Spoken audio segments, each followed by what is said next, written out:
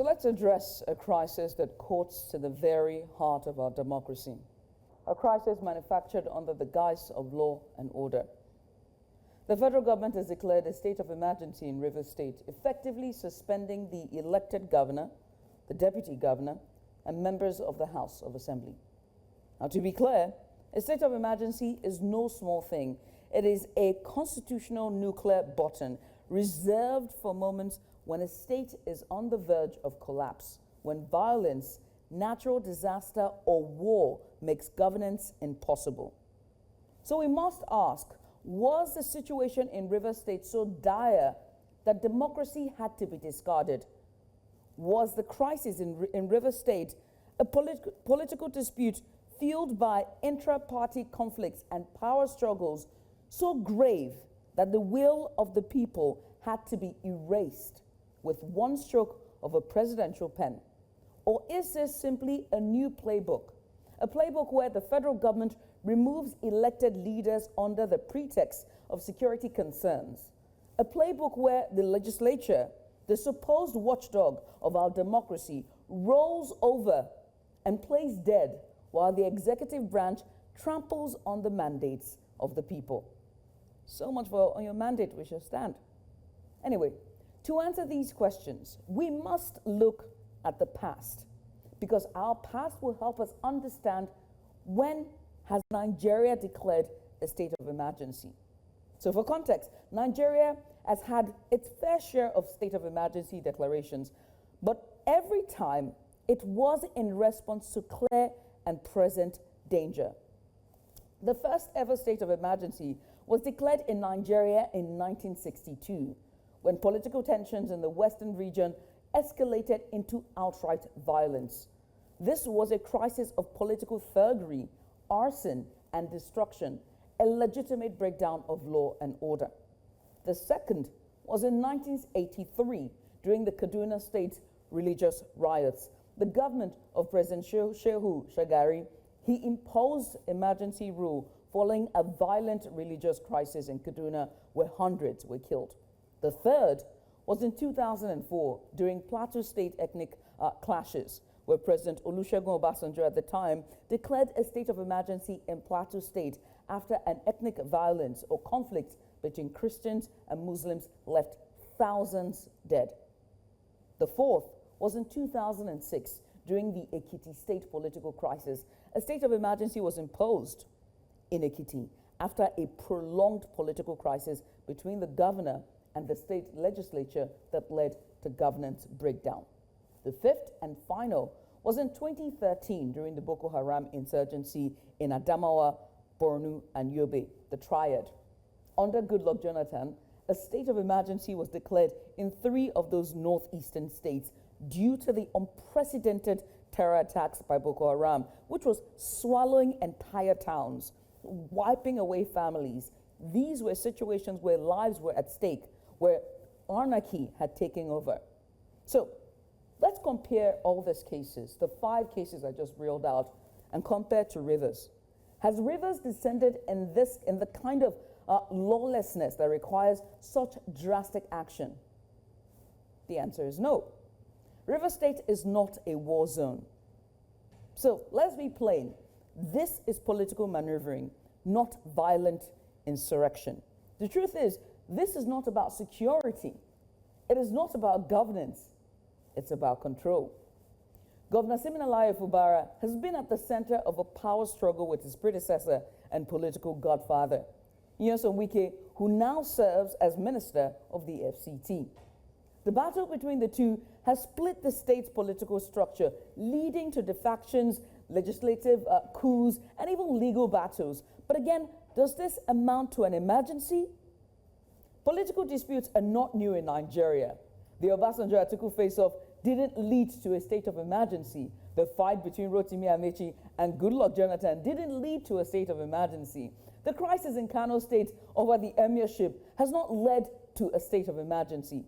But in Rivers, a political crisis has suddenly become a constitutional crisis, and the solution, according to the federal government, is to suspend the democracy in the state. This, I must say, is a dangerous precedent. Today, it is Rivers. Tomorrow, it could be any state where the ruling government wants to silence opposition. And we must be careful at this point when it comes to precedents and what we are setting for our future.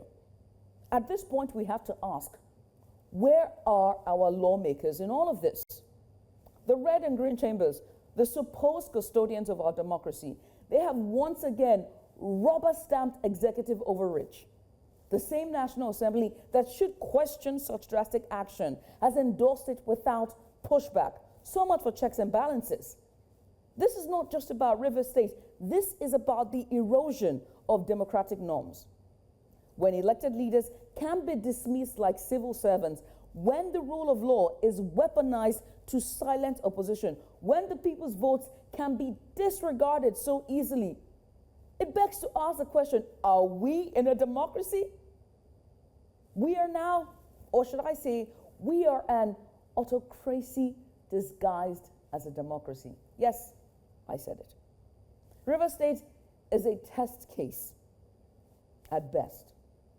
And I must say this again, if this is allowed to stand, the next opposition governor, senator, or lawmaker, councillor, or any voice of opposition or dissent who refuses to bow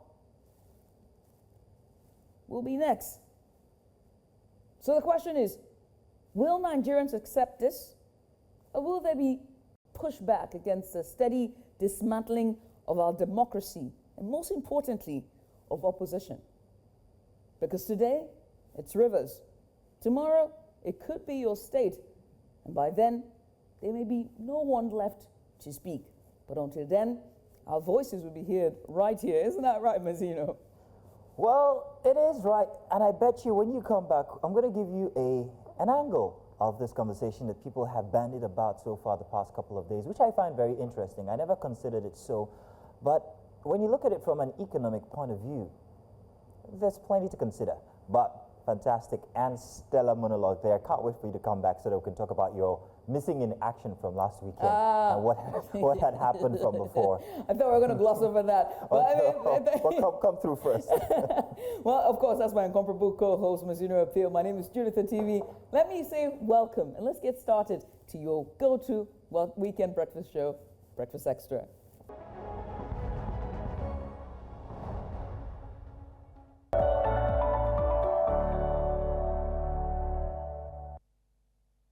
And you're welcome. No pleasantries this morning. Let's get straight into our first big story. We're going to begin with our focus on the escalating political crisis in Rivers State, where recent developments have sent shockwaves across Nigeria. Earlier this week, President Bola Tinubu declared a state of emergency in Rivers State, citing concerns over pipeline vandalism and a deteriorating political climate. Now, this unprecedented move led to the suspension of Governor Siminalayi Fubara, his deputy, and the dissolution of State House of Assembly for 6 months. The president appointed retired Vice Admiral Ibokete Ibas as the sole administrator to restore order and ensure the security of the vital oil-producing region. Now, the catalyst for this drastic action includes recent incidents of pipeline vandalism, notably a fire outbreak on the Trans-Niger pipeline, a crucial artery for Nigeria's oil export. Such acts not only threaten the nation's economy, but also pose significant environmental hazards. The declaration has elicited mixed reactions nationwide. Legal experts are divided on the constitutionality of the president's actions. Professor Kola Salman, a constitutional law scholar, supports the emergency rule, asserting that it aligns with constitutional provisions and was necessary given the circumstances. Conversely, the People's Democratic Party, PDP, has vehemently opposed the suspension of Governor Fubara. The PDP spokesperson, Debo Ologunagba, he condemned the move as an attack on democracy, arguing that the president lacks the constitutional authority to unilaterally suspend a democratically elected governor. And so to delve deeper into the PDP stance and the broader implication of this crisis, as well as looking at it from a legal standpoint, we're joined by two guests. First is Darlington Orji. He's a former National Publicity Secretary of the People's Democratic Party. He's going to join us subsequently on this discussion, but also joining us live in the studio to provide legal insight into the Rivers State political crisis is Adam Wahab. He's a senior associate at Olaniwo Ajayi LP with expertise in dispute resolution and constitutional law. Mr. Wahab, welcome to the program. Thank you so much. Thank you for having me. Thank you for coming on. Now, my monologue was pretty much on, I don't know if you watched it, was on the emergency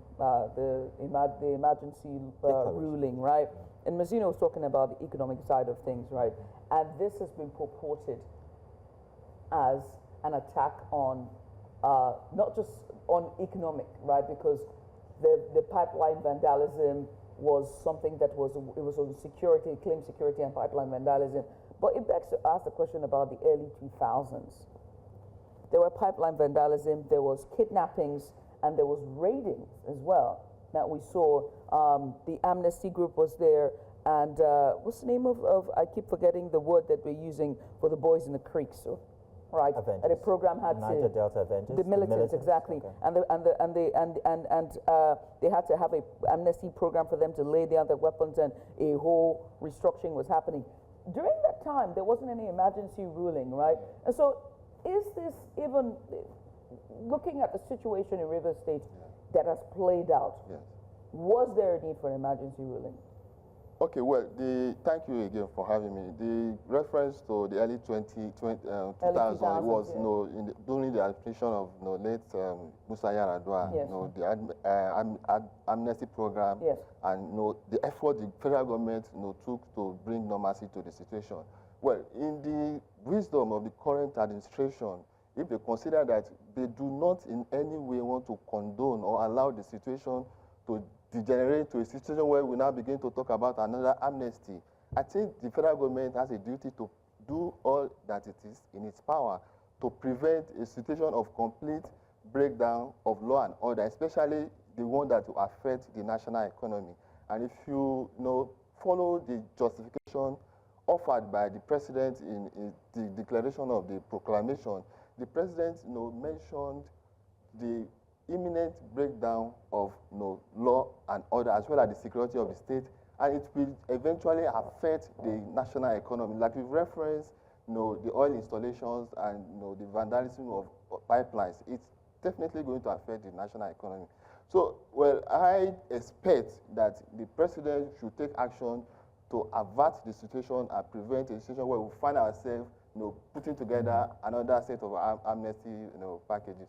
Wahab, where do you stand on the stance of the NBA regarding the declaration? Well, the NBA has spoken as a body, and I expect, as a body that's, about the rule of law. What's their stance? What's their position, first of all? Let's be clear on that. Okay, so I prefer to speak more about what the law is. Okay, go ahead. Just for people to have an objective and unbiased understanding of the law before we begin to then apply the law to the facts that we have before us, so determine the correctness or otherwise of the So what does the law say action regarding the president's dissolution of an entire assembly, breakdown of democracy in an entire state, and also suspension of a sitting government? Okay, so what we have in the law in section 305 is the procedure basically for the proclamation of a state of emergency.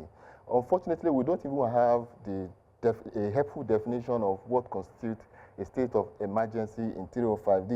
The closest we have is what we have in section 45, subsection 3 of the Constitution that defines a period of emergency. And that period is where the president declares under 305 a state of emergency. Now, the Constitution itself in 305 has enumerated about 6 instances, 6 grounds that can warrant the proclamation by the president of the state of emergency. The question is whether any of or a combination of any of those grounds, any one or a combination of any of them, is present to justify the president's declaration. So in this case here with Rivers State, how much justification, when you put into consideration all the factors, did it justify a state of emergency declaration? And while we're at it, did we need the Senate to ratify first before he actually put into play the sole administrator? Because here we see that the president actually put that into play without waiting for, he didn't wait for the National Assembly. Going by the procedure under section 305, it's initiated by the president's proclamation and immediate gazetting of the proclamation and transmission to the National Assembly. Then the National Assembly is expected to, within 48 hours where it is in session, and of course the National Assembly is currently in session, to consider the proclamation and decide if they want to approve or reject it, and that approval has to be by an overwhelming two-third majority of all members of the House. For the approval, however, he need not wait for the approval to make the proclamation. Now, the National Assembly, as an independent arm of the government, has all its power to strike down the declaration if that's what they believe is the right thing to do. But in this case, the National Assembly, in their separate sitting, the Senate and the House of Rep, actually we got the resolution of the House of Rep first before that of the Senate followed.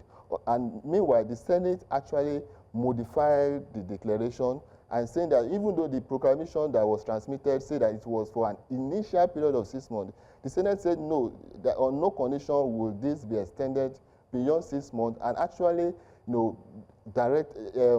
resolve that the President should set up a committee to try and mediate between the warring factions in a way that the President will be justified to revoke the proclamation as soon as possible. So going by the Senate's resolution, I don't expect that this will even extend for 6 months or beyond. Well, only time will tell. Very quickly, just to note that our correspondents, Nia Moniyi and as well as Biola Festus, they join us live all the way from River State. They have been following this story as well, live in Rivers, and just making sure that they have their thumb on the situation. Ni and Biola, many thanks for joining us. We appreciate you for coming on. Is there an imminent break of law and order in River State? Let me start with you, Ni. You're on the streets. What's going on?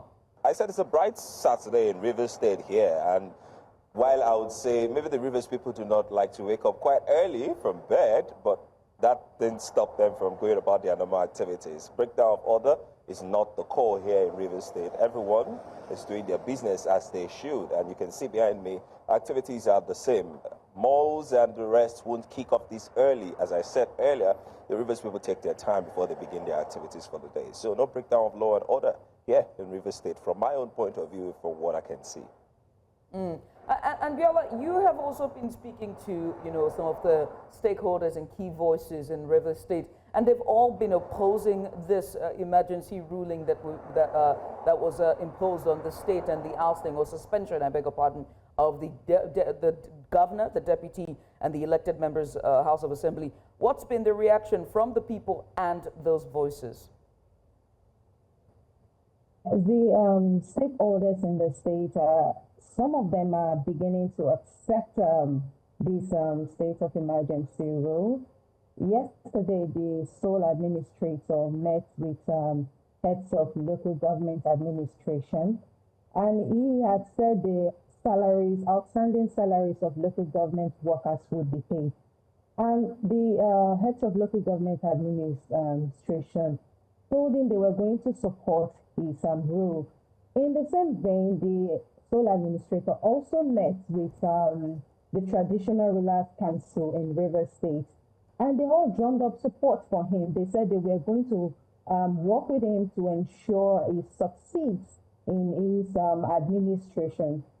So I think Rivers people are beginning to resort to the fact that this is our fate and we have to work with it. But there are also questions in the likes of where is our deputy governor? How did she come into this? All along it has been the governor being focused on for allegedly refusing to submit, to present the budget to the Amaewhule-led House, which the Supreme Court recognized recently. Their question has been, where did our deputy governor come into this? If the governor were to be impeached, which was the initial plan, the deputy would have resumed office or would have taken over his place. So why rope him into this? Is it that we just want the both of them out of the way for those, according to them, who want the soul of River State to capture it easily? So that's where we are actually. Right. Let's come back to the studio and ask you, I have to ask you about this, and that is the precedence this ruling sets. Okay. Right? And we have to be careful. We have to be very mindful of what this means. Yes. Because if we look at all of the cases where an emergency, state of emergency ruling has been declared, it has been in very dire situations. Yes. And the way it was carried out was constitutional. It was done with a process that was constitutionally correct. But this is a completely different approach to this. And so what dangerous, does this set a dangerous precedent constitutionally? Okay, so in terms of the procedure that this has followed, like I said earlier, it followed the procedure under 305 of the Constitution. Meanwhile, the Constitution that we currently operate has been with us since 1999, and this is not the first time under this Constitution that we'll be having a situation of proclamation of declaration of emergency. We've had this under President Obasanjo, involving Ekiti State and Plateau State at different times. We also had it under former President Goodluck Jonathan, which did not involve suspension of the governor, deputy, and the elected lawmakers.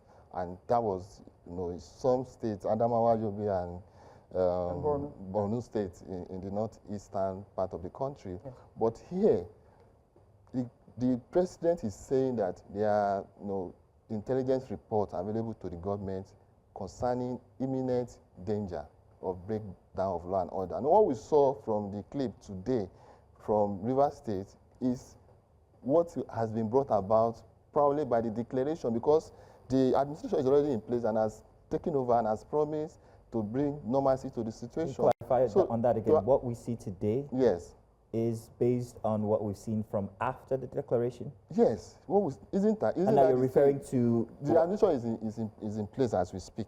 So what we see today is under the control of the administrator. Okay. So now, going back to your question about setting a dangerous precedent, I must say that, so we've seen it before during Obasanjo's time. It necessarily involved the suspension of a sitting governor at that time. And this has been justified again by the current administration on the basis of imminent breakdown of law and order. Now, if you agree with me, we all know that the source of the issue, the tussle really, is a political debacle between the suspended governor and the lawmakers. So how do you then try to restore normalcy in the state without taking care of, with these two actors or either of them still in power? You may have that unwarranted effect of suspending an elected governor or even lawmakers. But the situation, to my mind, justifies the suspension, because to get to the root, to try to resolve the issue, both warring parties probably have to just excuse what happens? I'm going to defer to our correspondents on ground, Nee and Biola. Oh dear, I think we've lost Nee, but we still have Biola. Biola, while I'm asking this question, I'm hoping that we can get your audio corrected, because we couldn't hear too well from before. Perhaps maybe you're using a Bluetooth device. Maybe you should take that off. Now, I'm being told that we have Nee back. Nee, I wanted to check with you regarding the state of things inside of Rivers State. Now, we were talking about whether it was absolutely warranted, this state of emergency, whether the people actually have a sense of maybe some imminent violence that might have ensued since after the hullabaloo that we're seeing in Rivers State. Did it seem like there's such a thing in Rivers State currently? Do the people actually think or believe that there needs to be a state of emergency declaration? Nee, please. From the handful of people I've spoken with, certainly not. They actually feel it's a waste of time, and they feel that the state of emergency and the sole administration has come to resumed in Rivers State is actually for personal purpose or for personal use of the federal government, according to them, in their words, if I can quote that.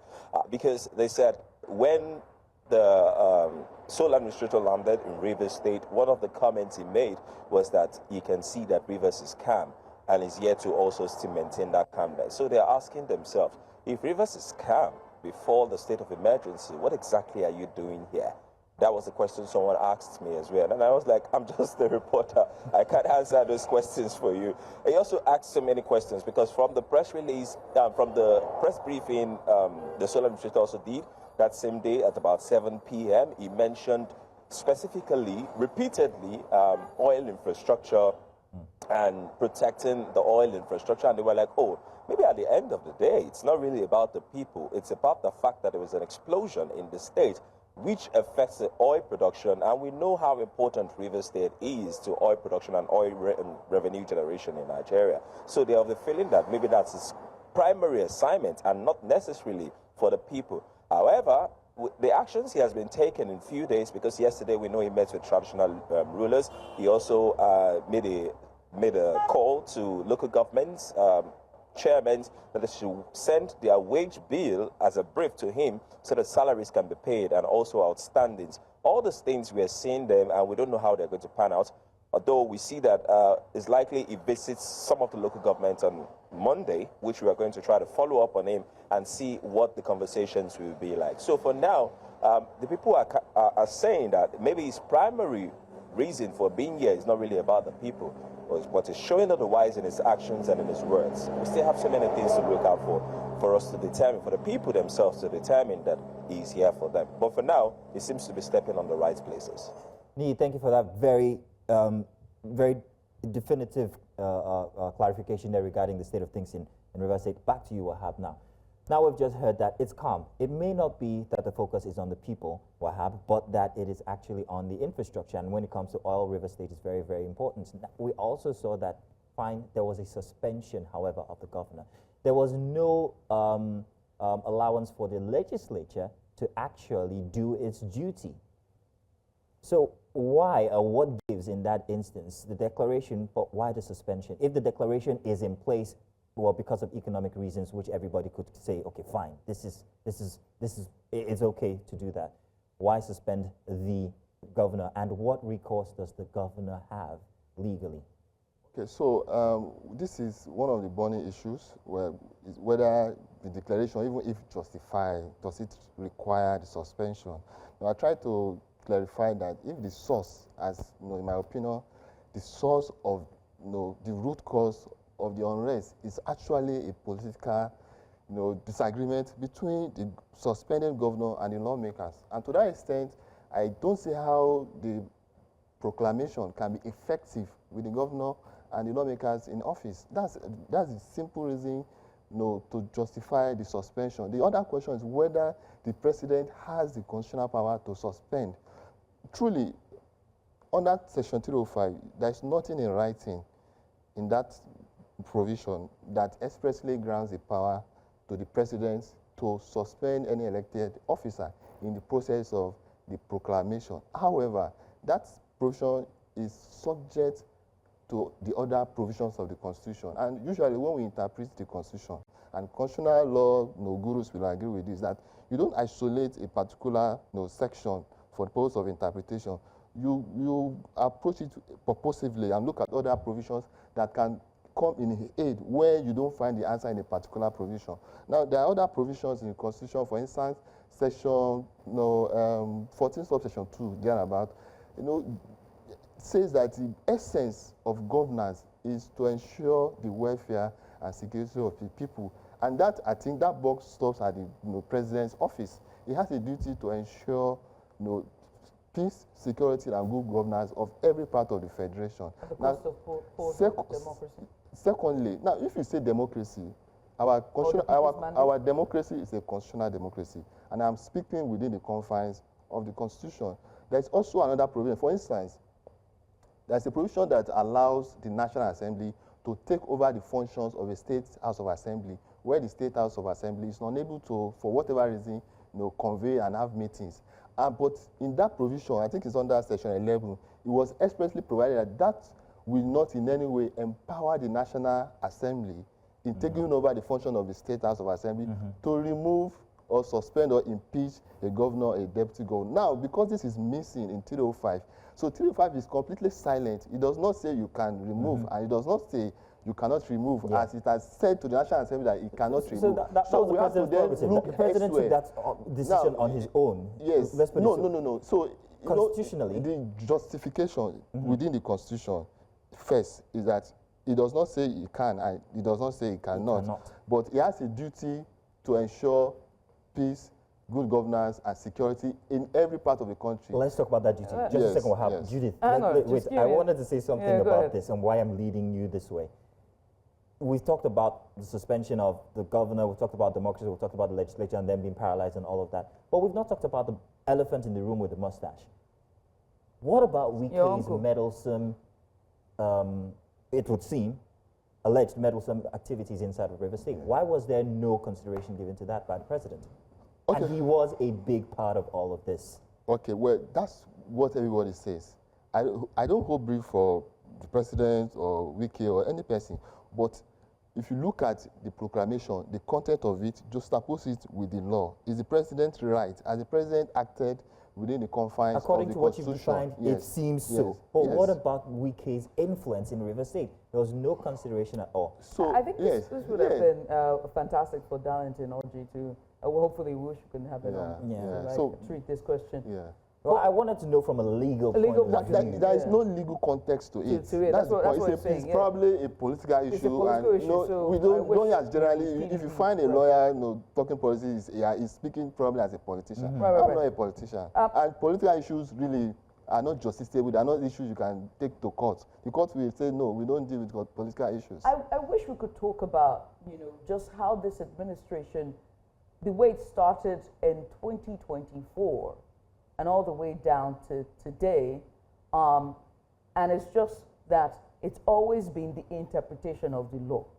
Whether or not the law says 27 states plus the FCT and the FCT. And now we're here. Consistently, we have to talk about the semantics and the interpretation and the void and what exactly it says. Not really as is. It's very interesting that we keep, Very interesting. moving, Yeah. this goalpost keeps shifting every single time. And again, I would say that this sets a very dangerous precedent. But away from this, let's talk about the impact that this has on separation of powers. The House of Assembly for River State has been dissolved and replaced with a sole administrator as well. What does this mean for separation of power and the legislative arm of River State? Okay, so, well, it is what it is. As it is now, there is no House of Assembly for a period where the state of emergency is in place. So that caveat has to be there. Now, is it constitutionally allowed? It is an aberration that the Constitution has recognized. If the Constitution gives the president the power to proclaim a state of emergency, subject to the ratification within such a short time as 48 hours by both houses of the National Assembly, that's the checks and balance in play there at the federal level. If the National Assembly, the lawmakers, don't agree with the president, they would have simply voted down the proclamation, and that would have been and that would have been separation of power in play. So what we have at the state level is an aberration.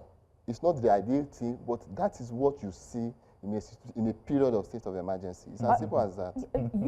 Your expertise is in dispute resolution, Yes. because I want to focus on dispute resolution, right? Zino's talked about Wike being in all of this and how he's meddled in River State, and this is at its very core. Allegedly, let's throw it in there.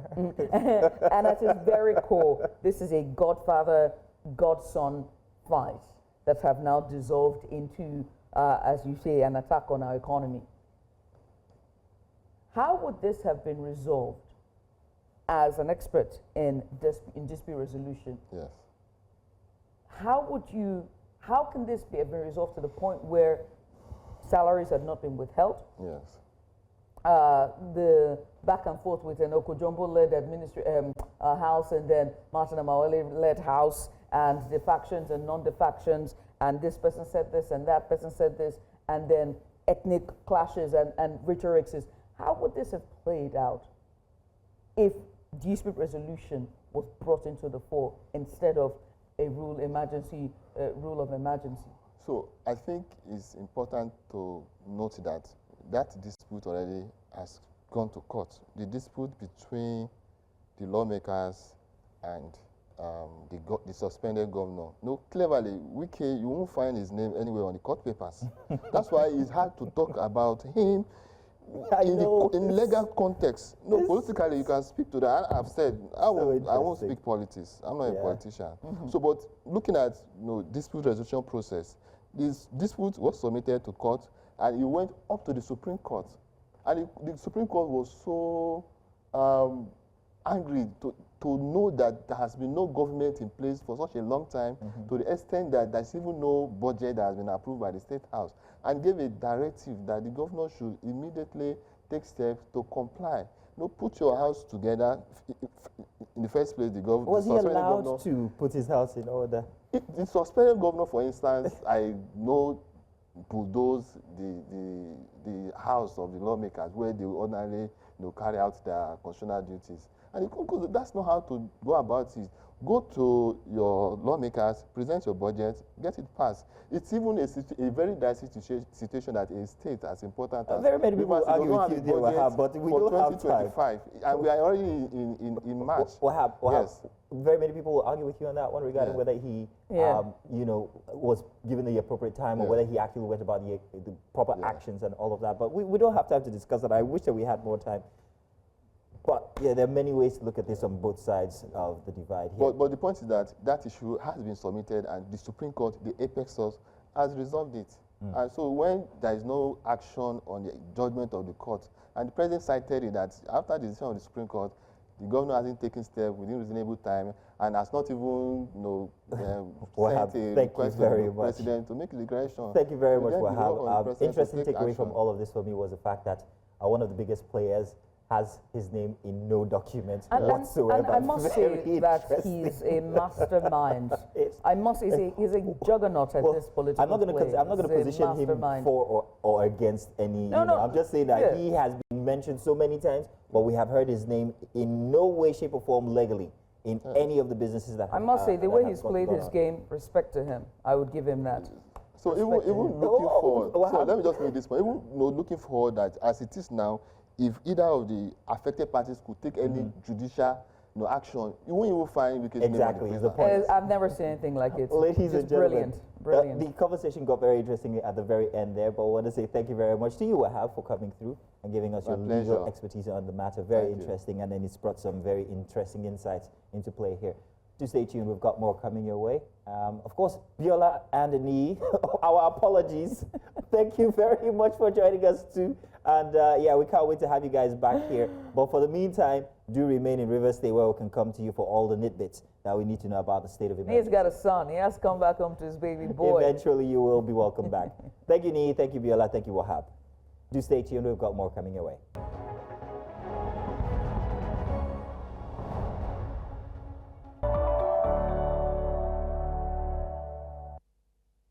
You're welcome back.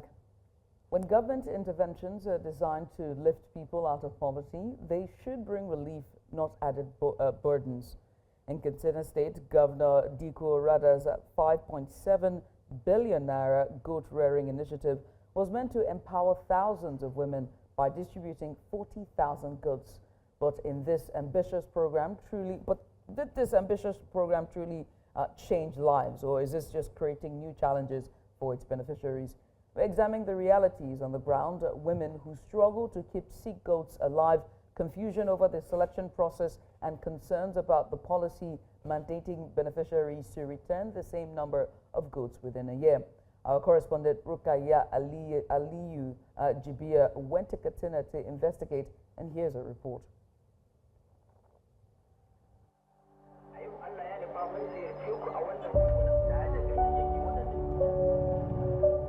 This is Nana Fatima, a widow with 9 children. She is one of the 3,610 beneficiaries of Katsina State's 5.7 billion naira goat empowerment program. The government says it is a life-changing initiative from the shackles of poverty to economic independence and women inclusion. But for Nana and some other beneficiaries, it has turned into a struggle for survival. You can hear it breathing. It got really uncomfortable for it to poo. I said they should slaughter it, but I want to monitor the condition of the second goat. 2 of my goats are currently sick. I called the veterinarian. He will be here soon, but I don't know if I am still giving back 4 goats if any of them die. According to National Population Commission, 51% of Katsina population are women, with only about 20 to 30% of literate women, while the rest are either unemployed or facing abject poverty amidst rising insecurity in the state. Though, to many, the program sounds like a life-changing opportunity, but clearly shows misgivings full of cracks. The selection process remains shrouded in mystery. Politicizing every opportunity in government program has been making it unsuccessful. I heard of this from Mashi. Someone worked it out for me. Usman Osi. Yes, I am related to Usman Osi.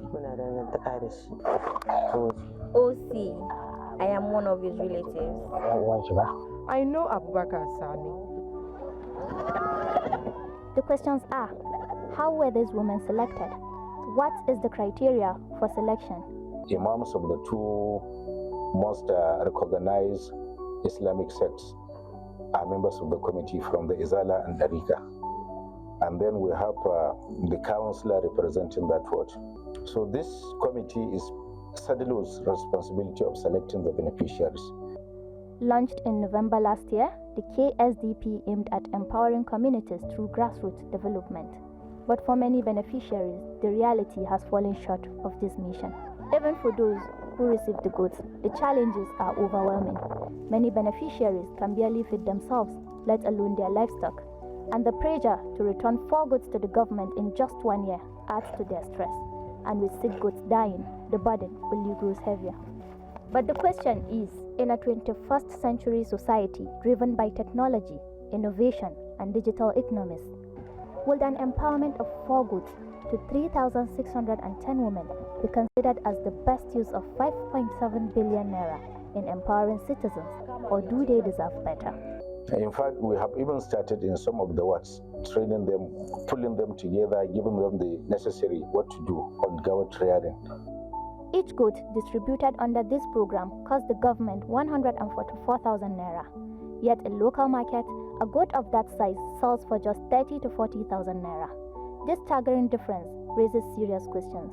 It's not a scandal. What do you mean by a scandal? But many people actually. Because they don't understand the whole concept of the program. We are trying to empower people. We are trying to make people viable. We are trying to make people to do something that will earn them livings. Analysts call it a misuse of public funds, arguing the money could have been used more effectively to address the root causes of poverty. Most of the beneficiaries, they normally came from the political parties' loyalists and the family and friend of political office holders. I call it so-called empowerment because the empowerment did not even touch the root cause. You know, when you look at the northern part of the country, like particularly northwest, we are the victims of banditry. Many people left their home. Many people are farmers, but now they cannot even go to their farms. Majority of people now becomes what we call IDPs, what internally displaced persons. It's a huge amount of money. If it can be used appropriately, I believe it will touch the lives of millions of Nigerians. Empowerment programs are only as good as their execution. Without proper planning, transparency, and follow-through, they risk doing more harm than good. For Nana and many others, the goats were meant to be a lifeline. Instead, they've become a burden. The question remains, was this truly empowerment or just another misplaced priority? In Katsina, Rukaya Jibia for News Central.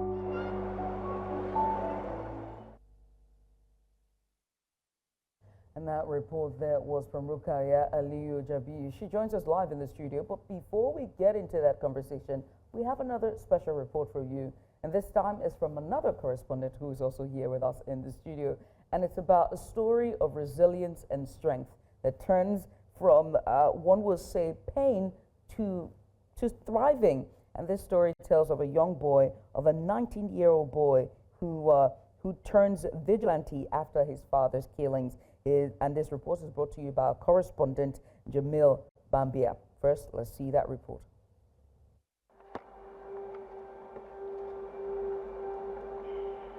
This is a ghost town in Jibia, a once thriving community with bustling commercial activities,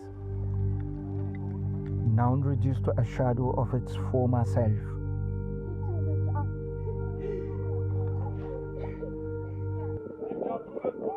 At the center of this devastation is Balawuta, a notorious bandit kingpin whose reign of terror has brought the town of Kwarare to its knees. If you are not from Jibia, you won't be able to Jibia.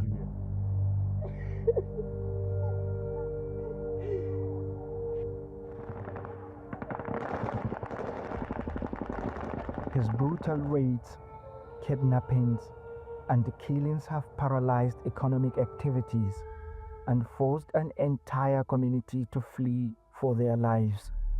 Balawuta's campaign of violence is said to be a reprisal against the community for exposing one of his informants, which led to the informant's death. The people of Kwarare brought this upon themselves. Since then, his camp has unleashed terror, turning Kwarare into a place of fear and despair. Lawal Kabir is a victim of Balawuta's rampage. His life was shattered the day he watched helplessly as his father was killed before his eyes. I always remember how my dad was killed. Bandits killed him. We went to the farm. They came on a motorcycle and began to beat him, took away our cows and shot him. I joined the vigilante force to protect my community.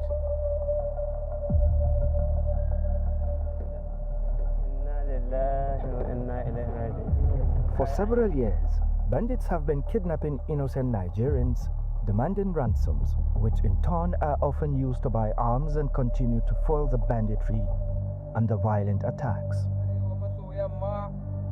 According to a 2024 report by SBM Intelligence, a staggering 1.4 billion in ransom payments has been made to kidnappers in the last year, with over 7,000 individuals abducted across the region. With pain in his voice, Lawal Kabiru showed News Central the rubble where his father's room used to be. This is our house. It starts from here and ends there. That pile of rubble is our room, and those over there are my parents' room. While his family and the community decided to leave for safety, Lawal Kabiru joined the vigilante force with one intention: to protect what was left of his hometown. Many bandits have established networks of gangs operating along the Rugu forest that connects Katsina, Zamfara, and Kaduna states. The once thriving community of Kwarare is just one of hundreds of communities across the region that bears the scars of the long-term violence.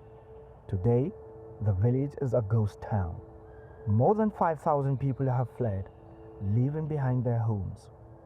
Kwarare is in Jibia local government, a local government once known for its bustling international market, which has now become a hotspot for bandit activities, disrupting commercial activities. Recently, Jibia brokered a fragile peace agreement with the bandits, and bandits' kingpins were in attendance. We sat down with all the bandit leaders. We gave them our terms. They are to return all the kidnapped victims.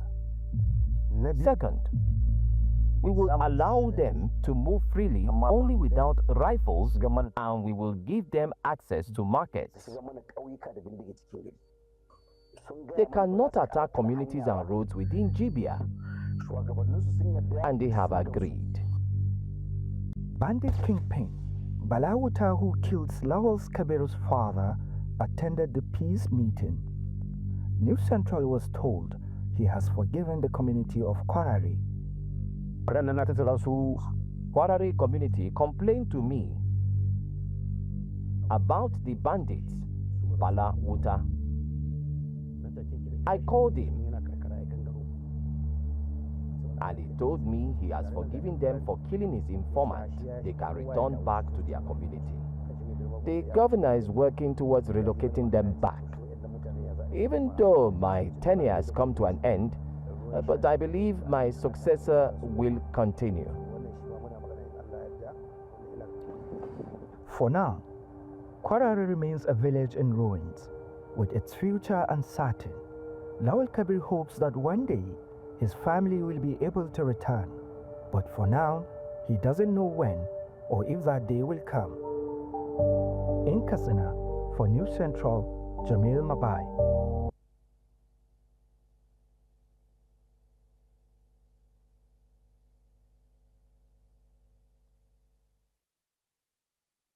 And you're welcome back from our two reports with Ruqayyat there and, of course, Jamil. Very interesting reports, but first we're going to start with Ruqayyat's one. Ruqayyat, you're welcome. Thank you very much. And Jamil, of course, once again, you're welcome. Both of you. Thank you very much. Stellar reporting, fantastic visuals. Loved it. Loved your narration skills, by the way. Might I just add that they're the new kids on the block, so you might be seeing their faces on the screens as well. Yeah. So the new kids on the block as well have come to join us in the studio. We have the privilege of having them first of all. Let's begin with what exactly the government's intention was with the goat rearing scheme.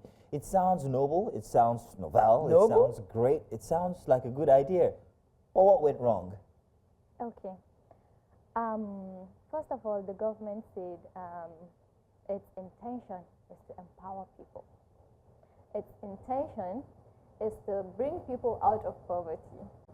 In the government's words. But I think the government got it all wrong. As you know, in Katsina, we are dealing with all this insecurity and banditry stuff, and so most of the people in Katsina State, they can hardly feed now. Not all, but some. Or let me say, most. So they can hardly feed. And the people that are struggling to feed themselves, and you added another responsibility of giving them 4 goats with only 1 bag of feed, and that bag is going to last them for at least 3 weeks to 1 month. So how do you then expect them to continue feeding those goats? And if you give a hungry man 4 goats, if I am that hungry man, I'll definitely eat those goats. Yes, and that is what happened. That was what happened when we went to some of the villages, because there's this lady, Nana Fatima, she already slaughtered hers. Wow. Yes, but a smart woman. Yes. I wanted to wait maybe for her to fry the goods so I can, Also a bad girl. You see what I mean? Smart woman. Yes, I said from before, it sounded like a good idea, but perhaps maybe there wasn't much research done from before to test the people and see exactly what they absolutely needed. But what would they have done, or what could the government have done to actually empower the women if goats are not a good idea? I would say skills acquisition. Because when you empower somebody with skills, I think that skill is going to help that person. Because you can't take away that skill. You can't take away the skill. When you empower somebody with skill, then that skill will remain. But when you give someone goats, definitely the goats can die, because the goats are already sick. Oh yes, we also heard you tell that these goats were sick in the first place. Yes. We also heard about the price that they were acquired by the government, 144,000 naira. But then when you tested the market prices, it was between 30 to 40,000 naira per goat. Yes, of course. First of all, the goats, most of the goats are sick. And maybe if you watch the interview, there's a place I asked the SE. Most of the goats are sick, and he said yes. It's probably because of the congestion. Probably. Yes, he said probably because of the congestion. So why give it to the people still and expect them to give back 4 goats as repayment? Yes, they have to give back the 4 goats at the end of the year. So after a year, they are going to give back 4 goats, so another set of people can be empowered. So you see, Judith, you're laughing. It sounds like a great idea. No, it's not. No, it's not. Jamil, you would agree. The goat empowerment is yet to Give me a sec. It depends from the perspective you're looking at it. All right, so Okay, in the rural communities, some of these women are used to rearing these goats, but when you look at it from the larger perspective, the selection process, the right women probably were not given the goats. That's where the problem is. You cannot give a goat to a woman who doesn't have a business, who doesn't have a means of sustainability. How do you then expect her? She can't sustain herself. How do you expect her to sustain the goats if the feeds are finished? You've heard what she said. So it might be a good idea at the larger. Jamil, it depends from the lens you're looking at. And hopefully, let's see my lens, shall we? There are 3 things I take away from this. To start with, you're giving them a goat 1 year. By 1 year, you want a turnover of 4 goats. Yes. What's so the gestational? Set of people wait, hang on. empowered. What's the gestational period for a goat? You're giving 1 goat. How is that goat going to mate?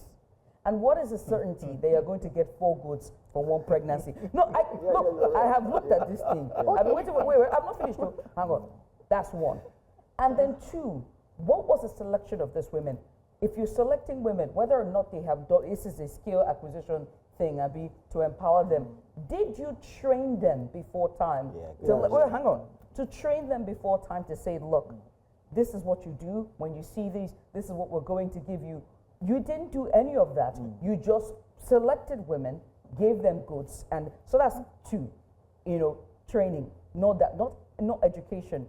3 is the fact that you also should factor that Katsina State is hot. The temperature it's hot. And he said something, probably because of the congestion. So he knew that there was heat, there was going to be heat waves, and these goats were going to have heat stroke. But you still gave them a burden. And then finally, these women are hungry. The last thing you needed to do was to have looked at your skills, your scale of preference or whatever it is, to say, okay, look, should the women be having goats or no? And so I have to ask this question. Is it that the leaders of the North understand the problem of their people and how best to solve it? Because every single time I hear skills acquisition for the people of the North or the women of the North, it's always something that never comes to fruition. It's something that ends up being a chain or a burden, whether it's a I think you're preaching to the choir here. I think they should, let's hear from you guys. That's why I want to, that's the question I'm going to. Please. We're going to go for a short break, but I'm going to ask this question. Is the North ready? Are the Northern leaders ready? And by Northern leaders, I mean the other statements, the elite, the ruling class, the religious leaders, plus the governors, the democratically elected governors. Do they have the right people in their ears to equip the masses? Because we have the cash traditional scheme, there's all the other schemes that's going on, yet the gap is still widening. I'm going to start with you, Jamil, but just go ahead before we go on a break. Okay. Here it's all boils down to perspectives and priorities. In the North, compared to the South, our composition, we have the rural areas and we have the urban cities. And those in the rural areas are the ones that hardly go to school. And they have no skills. And they don't want to obtain that skills. Now you have politicians who understood what these rural people want. What they want is they want free things. They don't like skills. What they want is something like this. That is why they're giving them. But one way, and in some certain areas, okay. Sorry, Jamil, it's not that they don't want the skills. They want the skills. But as you said, they are not educated. So if they are not educated, they don't know what is good for them. Right. And instead of those people, I mean the government, to do what is good, then they do something else. And that something else is what we're going to get into. They take advantage of those people. They take advantage of them. Advantages. So we're going to get into this because we're just being informed that we need to go on a short break. If you're just tuning in, you're watching Breakfast Extra here on News Central Television. If you're tuning in from GoTV, welcome. Let's go on a short break, shall we? When we return, we talk about the advantages, or are they taking advantage, the leaders, the northern leaders, taking advantage of the masses in the north? After the break, stay with us.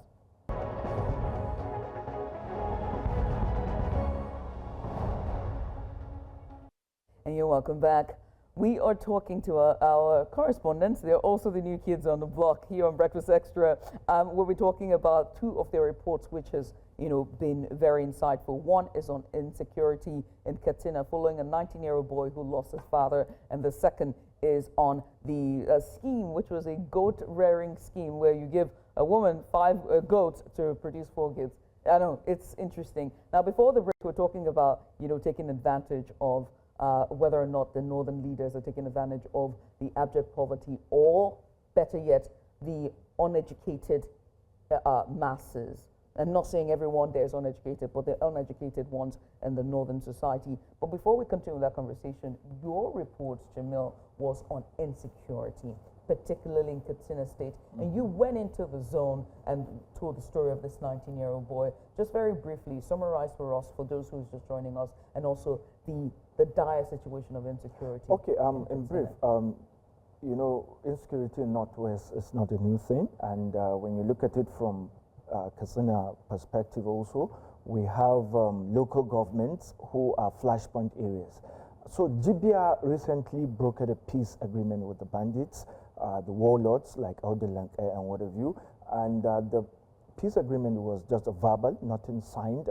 So we felt, okay, let's go there and investigate the story, what happened. And, so when we went there, we knew the ramp, the destruction, displacement, and what have you. So there is this particular community called Kwarare. It's along, as you're going to Jibia, it's along the way. We were coming, the quantum of destruction in the village, is something that attracts. We went in and we were shocked to see a young boy of 19, Lawal, who his father was killed in his presence. He was shot by a bandit leader, and the entire community deserted. So he chose to stay back and defend his community. And the entire story of what happened to was like, okay, the bandit leader has informants in the village, and the people there got to know about the informants. They tipped the security agents and they killed him. So the warlord decided to unleash terror on them. So they had to leave. So this is just what the story is all about. And there is a longer version of the documentary, which we're currently working on the entire peace agreement, because that community is just a single community out of the hundreds of communities who are worst in terms of destruction and in terms of displacement and what have you. So this is just a glimpse of, just an atom of the insecurity in Katsina State. Right. And these towns, these communities, are they on the porous part of the border towns that share between Niger, or is it Chad? Okay, let me tell you, the geography is that Katsina shares border with Niger Republic, Zamfara, and Sokoto, and all other these states shares borders. And we have this Rugu forest that extends from Kaduna, Katsina to Zamfara. So it's easier for bandits to move around these areas. And Jibia is strategically with Niger, the borders. It shares international market and point of view. So it's easier for them and the bandits to operate, go to Niger, kidnap people, and come back. Even after the peace agreement, there were operations that happened. And the bandits thought they were outside Jibia Nigerian territory, not knowing that they were still within the Jibia territory. And mark you, the peace agreement is within Jibia territory. Is a local community arrangement, not a government, state government. It's the communities. Can you define that peace agreement? Because we heard very worrying. Okay, the peace agreements. The agreements were like in 6, but one is that they must release all kidnapped Jibia victims. Okay. 1. 2, they must not ride with their motorcycles, with their guns, or what have you. They can have access to markets and what have you. And also, they must not attack any community within Jibia territory. pause now. Are you saying that they are reintegrated into society? Sort of. So there are no consequences yes, for their the past consequences, crimes. yeah. You know, it's something like what happened basically in Rwanda. You know, okay, we came, we buried the differences, we buried the grievances and all that. Because a few days after the peace agreement, the next market day, you know, there were a lot of chaos in the markets because a bandit brought stolen cattle into markets, and owners now are identifying their cattle. So the market leaders have to intervene, and they will tell you, okay, they will pacify, okay, just leave it and let it go. And now imagine somebody whose father or mother or entire family completely killed, and the next day I see that same person, you know, walking the streets of Libya unarmed, you know. So there is this anger, you know, but they have to bury it, because those who sat with the bandit face to face, they told us that the weapons they see, you know, 9-year-old, 13-year-old carrying AK-47, you know, he doesn't have the energy to carry an AK-47. So the weapons they see, had it been the bandit decided to attack, even the military that escorted them, the security cannot defend them. And that is the problem. Thank you. That's the problem indeed. So, because we're out of time, security. This is a porous town on the borders of Niger and Nigeria, close to the forest that stretches across 3 states. How bad is the security? Is it that our Nigerian security outfits or structure cannot support those towns in its entirety? Yeah, they cannot. They are no matter what. Completely overwhelmed. They cannot. Rukaya, and the you want to say something? No, let me drop off. No, let me drop yeah. off. They cannot. That is why we clamoring for a state policing system. Only a community approach, security approach can solve this problem, because you cannot bring somebody from somewhere who doesn't know the terrain. Our geographical terrain is very tough. So it's only somebody that understood the terrain that can win the war. That is why some of the local community watch, vigilante, are now making the difference. Yeah, but there can be a synergy there. Why can't it be in sync? On geography now, talking about the border between Djibril and Niger Republic, it's not like as if there's a caliphate that's been set where these people have free range and they can do whatever they want and they have their own laws. So how come there are no military presence inside of Djibril? Because, you know, it's only, okay, like Katsina, we have a lot of forests, we have a lot of these rocks, and it's Sahara. So there are a lot of hiding places where you cannot have access to. So, but it's only somebody within that area that knows what is happening. It's not that they don't know where these guys are, but they don't know how to reach them. And before they come, they can see whoever is approaching. So that gives the bandits an advantage over the security forces. I will never forget my drive from Kaduna to Gombe, and just seeing that scenic and the rocks. It really just you can have a glimpse of that. Okay, yeah, I must say thank you, Jamil. Thank you so much. Welcome to the family, New Central, and Ramadan Kareem. Thank you very much. Ramadan Mubarak. Thanks for having us. Thank you for coming on. Let's go on a short break, shall we? When we return, we turn to infertility and the stigma that affects millions of individuals that are coping with this condition. After the break, stay with us.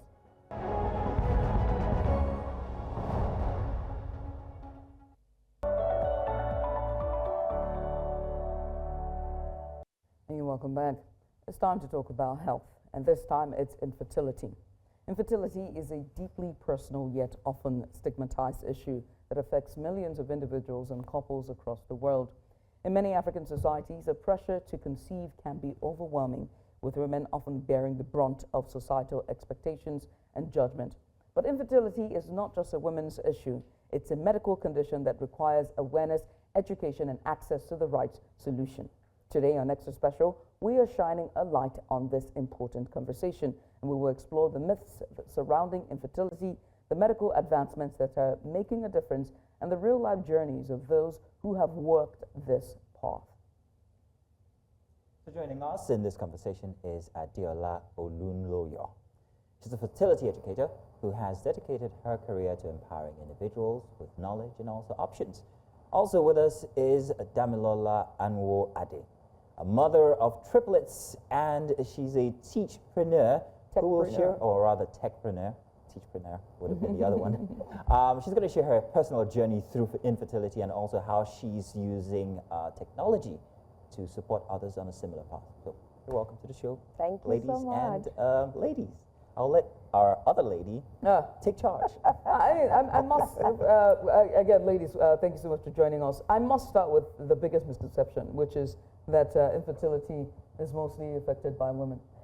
Precisely. Let's start there. Yes, misconceptions. Yes, it's a big one. We all know that it takes two to tango.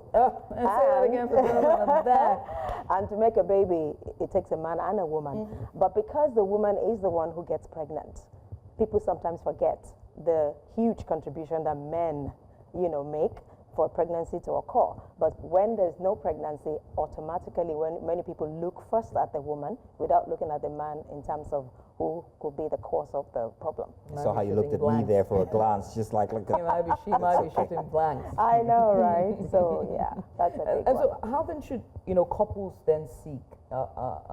What's the first step, right, to finding solutions? When do you know that there's a problem?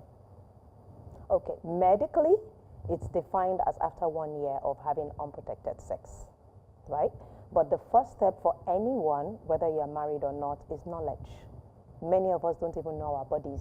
Many women or men don't know what are the normal parameters for your menstrual cycle, for instance, for your sexual performance, or whether you're ejaculating or not ejaculating or performing well and things like that. So I would say the first step for everyone is to be adequately knowledgeable, because there's so much misinformation flying around. Be careful the sources of the information that you're consuming, because if you want to learn more about fertility, you must make sure it's the right sources. Your medical health provider, for instance, your gynecologist or a fertility consultant, needs to be the one that gives you the right information. And of course, if you're going online, make sure it's credible sources like WHO or people who are certified professionals in that area. Yes, indeed. Let me come to you and ask you this question and just talk about, the key medical lifestyle factors that contribute to infertility. What should couples seek? What should couples look out for when it comes to, treatments for infertility? So I think the first thing for couples is to have a conversation with themselves. What's going on? Are we doing it the right way? There are times when you're supposed to be eating. All those basic conversations. Sometimes it seems like it's so basic for them to do that, but they usually don't because of how sensitive it has become in our society. And then after that, of course, seeking medical help, going straight to your hospital and finding out if you could see a gynae, and then they'll walk you through a process. So infertility or just challenges getting pregnant does take a process. There's a lot of investigations that happen in between before you get from zero to holding your baby. So it's very important that you go through all the investigations, you check the woman and the man. Sometimes it's difficult to also bring our men to the table and to having those conversations before you even, so sometimes you see that you're struggling with getting your husband or your spouse or your partner to get into a hospital to just do a basic medical evaluation. But it's just important that both parties realize how important it is to have those conversations and make sure they just run the general tests that their medical professionals will ask for. Right. I mean, I must ask, Damilola, you are mother of triplets, right? And so, would you mind sharing your journey with us? Was it a battle of infertility? Was it a journey of infertility to a birth of triplet? What was that like for you, if you don't mind sharing? So I was married for 9 years before my triplets came, and it was a struggle. So like every woman now, or most women now, I made the decision to go to school, do my master's, build my business, build my career, even after I got married. And so, of course, that delayed even the plan to having kids. I was like, okay, do you know what? We're going to wait 5 years. And 5 years came and we were ready. And, my body wasn't ready to, behave. And so I had to go through a journey of asking questions, trying physically at home together before we went in And so in between all that, I went through 3 IVF cycles.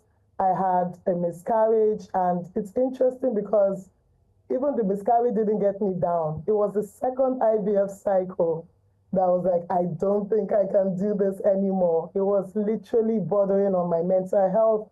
It was a really stressful process. In between all that, I don't even think my father has heard me cry that much before. And so, you know, it was just a journey. It was an emotional journey that I know a lot of women are going through. That's why I speak about it a lot and often to encourage people. And so, you know, it was in the 3rd IVF that my kids showed up. And I remember going to my doctor and saying, I don't want to do this anymore. It was just before my birthday.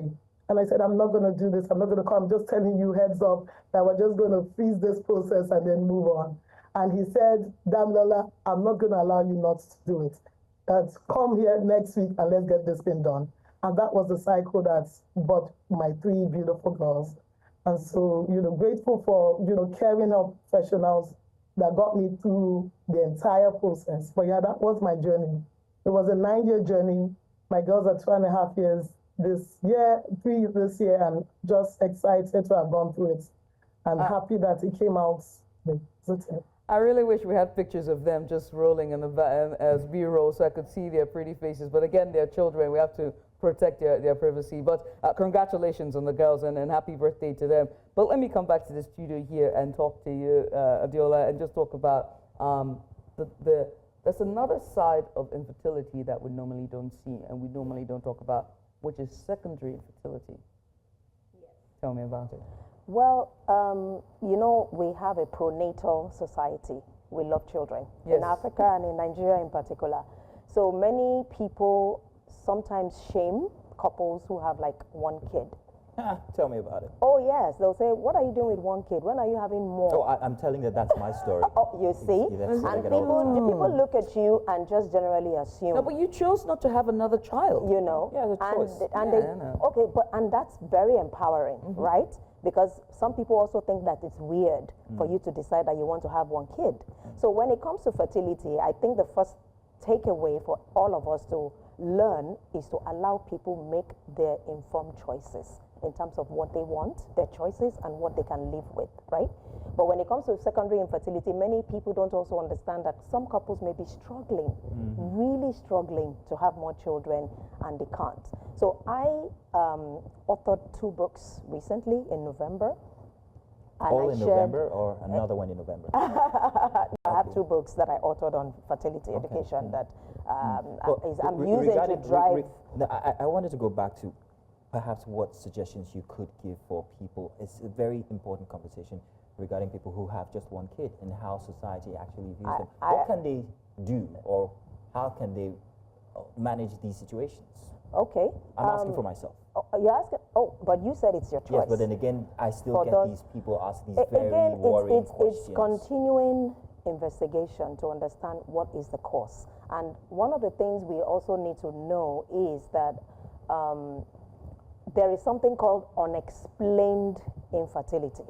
Sometimes they check the man, they investigate the man, investigate the woman, and there's actually nothing wrong, but pregnancy isn't taking place. So when that happens, the couple again are advised by their medical team on what choices or options they may have. Right. I mean, you talked about choices, right? But let's talk about the journey to healing. And I'm going to come to you, Damilola, for this one, right? The journey to healing. For your case, you went through rounds of IVF. That must have taken a toll. Talk to me about the emotional toll in search of fertility. I think one of the first things when it comes to the emotional toll is you don't know who to talk to. You don't know who, there's no medical professional. You're thinking about who are the friends and family I can trust. And so that was like one of the biggest ones, because you just don't want to have these conversations that you know are not going to be private. And it's also mentally a struggle for you, right? And so I had to make a decision to, just keep my circle thin. And I had a medical professional in my circle and my best friend, and just having those conversations because it was weighing mentally on me. I remember at one time, because of the emotional toll, my mom would always come and my parents, and just family, just wanting to pray and pray in front of you and wanting to, let this happen, let that happen. And I sat back one day and said, these prayers, these public prayers are not making me feel better. That once they're over, I go into a mental space of when, how, just asking myself questions. And so I had to tell them, you know what, I love you, but please, can you keep these prayers to your room? I know you're praying for me, but I don't want your anxiety to become my anxiety. And so I think the last one I want to talk about quickly was, knowing when to, recognize that these issues are giving you that kind of pressure. And so I had to start recognizing the kind of situations that were triggering and saying, you know what, I'm not avoiding the situation. I'm happy to have my kids around. But if there were certain things that would trigger me, like, for example, there was a conversation in between all that where somebody had left his wife that wasn't able to have a child. And this story came to me and it triggered me for months. I couldn't sleep. It was worrisome. And so, I had to tell myself, you know what, my social media feed I needed to streamline that. I wasn't going to allow such conversations to, affect my space and my heart. And I think it's also important that people going through these challenges have to recognize how to guard their hearts. And lastly, I know that men also struggle with, when, there's no baby in the home, when kids don't come. And so I had to recognize that it wasn't a struggle I was going through alone. It was a struggle that we were both going through together. And so having those conversations are also helpful as well as partners. I'm glad you're saying this because you talked about something. You said as much as you accepted the prayers of your family, of your members of your family, you didn't want to buy into the anxiety, right? And so as much as we want to feel supported and have a community, their yearning and the desire for an answered prayer sometimes push people over the edge. And that means suggesting, paths or solutions or healing processes that could be harmful. Was that your case? Absolutely. I remember there was one specific prayer that I always remember, and it was that prayer, you will not be barren, you will not be barren. And for some reason, it was having a completely different effect. And, it's just important to know that we know you love us, we know that you understand, you recognize that it's a challenge to be in a situation of infertility, but it's important as people that are watching people they love in that process, it's important to not bring your anxiety to their table. And so in all this conversation about reaching out, a particular friend reached out from another West African country, and it was every time they visit their father-in-law, he would, ask, huge questions on the dining table. And it's just important that our culture also learns to be respectful of people's, challenges and not feeling as if it needs to be on the dining table and as a public consumption of the entire family. Thank you for that. Let me come into the studio. Hang on a second, Judith. I have a very important question here I have to ask regarding infertility and the worry of menopause. Because most people who struggle with infertility would often, they don't bother about getting help until, some would say until it's too late. But when is it too late for a woman? And I know that we have other factors when it comes to men as well, but for most people, the present worry is menopause. So how can you assuage fears regarding menopause and the approaching menopause for most women? I would extend that response beyond menopause. Please. Because for a woman's fertility cycle or fertility window, a woman is most fertile and has a fertility peak in her 20s.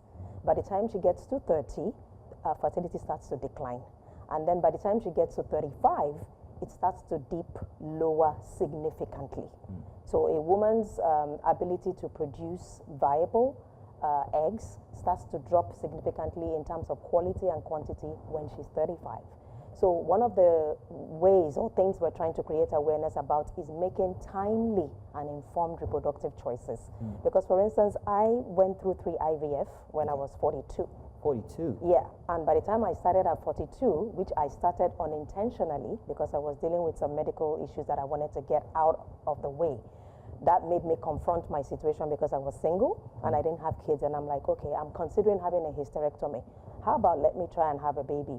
And then my doctor told me, you're too late. Why are you talking about freezing your eggs or going down this path at 42? And I'm like, tell me more. And then I started to unravel a lot of things about a woman's cycle. Tell us more. So, I mean, I'm on this mission because of my lived experience, which is what I've just shared with you. And this happened almost 3 years ago, right? And it opened. You do not look a day over 30. You are a beautiful woman. I have my jaw on the floor. Thank you. And, Oh that's one big myth. I went in with a lot of confidence. Like, oh, I look young, I take care of myself, I exercise, I eat well, I'm going to pop out eggs anyhow I want. And then I got a rude shock when I went through the cycles and we didn't get viable eggs. So I got just one that became viable. Explain this process, viable eggs. I'm so sorry, I'm so interested. No. It's very, very important because I went in there with a lot of misinformation and a lot of assumptions. And it opened my eyes to realize that, oh my God, I've missed my time. Viable eggs at 42 would mean good eggs, that can be fertilized to become a baby. Okay. Right? So is it that as you age, you are unable to produce viable eggs? But you would be able to produce eggs, but not all of them are viable. Exactly, because that was what happened to me. And then I made a resolve that I need to create more awareness to women to know, because we're all pursuing our careers. We're all aspiring to become something. We're in a generation where we're delaying marriage and motherhood. But our biology is not being delayed. Biology is biology, and our timelines are limited, right? And that was the biggest lesson I came out of, to say, do things at the right time. If anyone had told me I could freeze my eggs 10 years before, I would have gladly done it because I had access, I could afford it. But I didn't know. I was just busy living life and putting aside my goal of becoming a mother till when I get married. And that's what society programs us to do as women, especially in Nigeria. And I'm saying we need to begin to have these conversations because many of us are having sisters, daughters, friends who are like me, right? They're doing excellently well in every area of their lives, but they're not married. And because they're not married, they're not considering motherhood. And by the time they are now ready, it may be too late. Might I just add here, right? You said something. Yes. You're doing ridiculously well in all aspects of your life, and what's just not happening is the marriage. Yes. So you have access Yes. to be able to have that option. But what about women who wants this but don't have the access? So that's a different... To the finances, to finance it. Yes. Let's talk about democratizing healthcare, fertility healthcare. Absolutely. One of the things I'm also advocating for is equitable access to fertility care and treatment, because it should not be it should not be a service only for the rich and only for those who can afford it. And that's where government and organizations come in. How many organizations are providing health insurance, for instance, to women? There are many sectors like banking, like engineering, like oil and gas, like the military that have grueling work hours and demands on women and making women delay. Even the media and entertainment. Thank you for reminding me. Media and entertainment. So because we're having more women stepping into these roles and playing fantastic roles and doing excellently well, we need to ensure that employers are also aware that this is an incentive that you can provide to women, your female staff who are not yet married, but who are like 35 or considering freezing their eggs. That provision should be given to them if you can afford it. What's the cap to doing that? I know that the times of change in inflation is biting hard, and every sector is struggling to stay afloat. But if one was to take on this journey, what would be an advice, for women? Do they start now? What is the best age to start, and how much should you be looking to put in your bank account? In terms of them affording it? Yeah, affording. It depends, because you have different facilities and different costs associated with it. It would be wrong for me to give a specific figure, but this is something you can easily... or a range. We're talking about millions, but millions in terms of maybe range between 1 to 3 million, depending. Why I'm being careful is people go in with different medical conditions, because you just don't go in and then they freeze your eggs. They have to also assess you, know your status, you know, before they recommend what it is or how they're going to go about it. But I would say government with health insurance, the health insurance currently are not providing that support. So we need that conversation. Democratizing is really important. When it comes to Dami here, Dami, I'm wondering what your story was regarding finding out who exactly to go to for these procedures, because there's so many. Instagram makes it easy for people to advertise, and you don't know who's authentic or who's not. How challenging is it for people who are going through these circumstances to actually find real help, proper help that is affordable but yet very, very valuable, I mean in terms of getting results? And you're completely right. It is challenging, and it's challenging because of social media, because of the various options really out there. I remember some of the options that were sent to me was traditional medicine, you know, friends and family asking me to go and see someone in one dingy mall at one corner of the town. You know, there were a lot of options being thrown at me, but I went straight to I went to a certified hospital, and I started with my general doctor, and I said, this is the challenge, and he said, you know what, let's get you to see a gynae. Then went to the gynecologist, and then he did some assessments, and after that I said, you know what, I think you're going to have to remove your fibroids, and so just following the medical process, but making sure you start with a certified hospital. And so, you know, Instagram is fantastic for getting information, but it's not good for it's not the information you need medically. You need a medical professional to take a look at you. If you want motivation, sure. But if you're really looking at understanding what your personal challenges are, because everybody's body, like Adiola said, are very different. And she speaks a lot about this in her book, What's the Right Pathway to Getting Through Fertility or Infertility Issues. But yes, start with a certified hospital. And in terms of access to resources to be able to go through IVF, they're like absolutely true. It's such a huge challenge. It was a challenge for us, and it was actually one of the reasons why we didn't go on the journey too early. But I also want to say to couples that are looking to have their kids is that don't feel like you need to have all the money at once. IVF is a process, and so it's important to first go for your first checkup, find out what it is you're dealing with, and then budget and continue to save as you go along. Because like we have just mentioned, it's not part of our health insurance for now, but it should be. But really, you know, the first medical tests don't take a huge amount of money. Some of them range from 15,000 to 100, 200,000, like we had just mentioned, depending on, and sometimes those tests take time. You could see that they will wait until a woman's cycle for some of those tests to be able to get the results. So just recognizing that it's a process of time. And so don't feel as if you have to have all your money together first. No, you might need 15,000 today, 25 tomorrow, 100 tomorrow upwards, but really you don't have to have all your cash at hand to start the process. Just start the process if it's something you really want. Dami, thank you very much. I'll come back to you in the studio here, Adiola.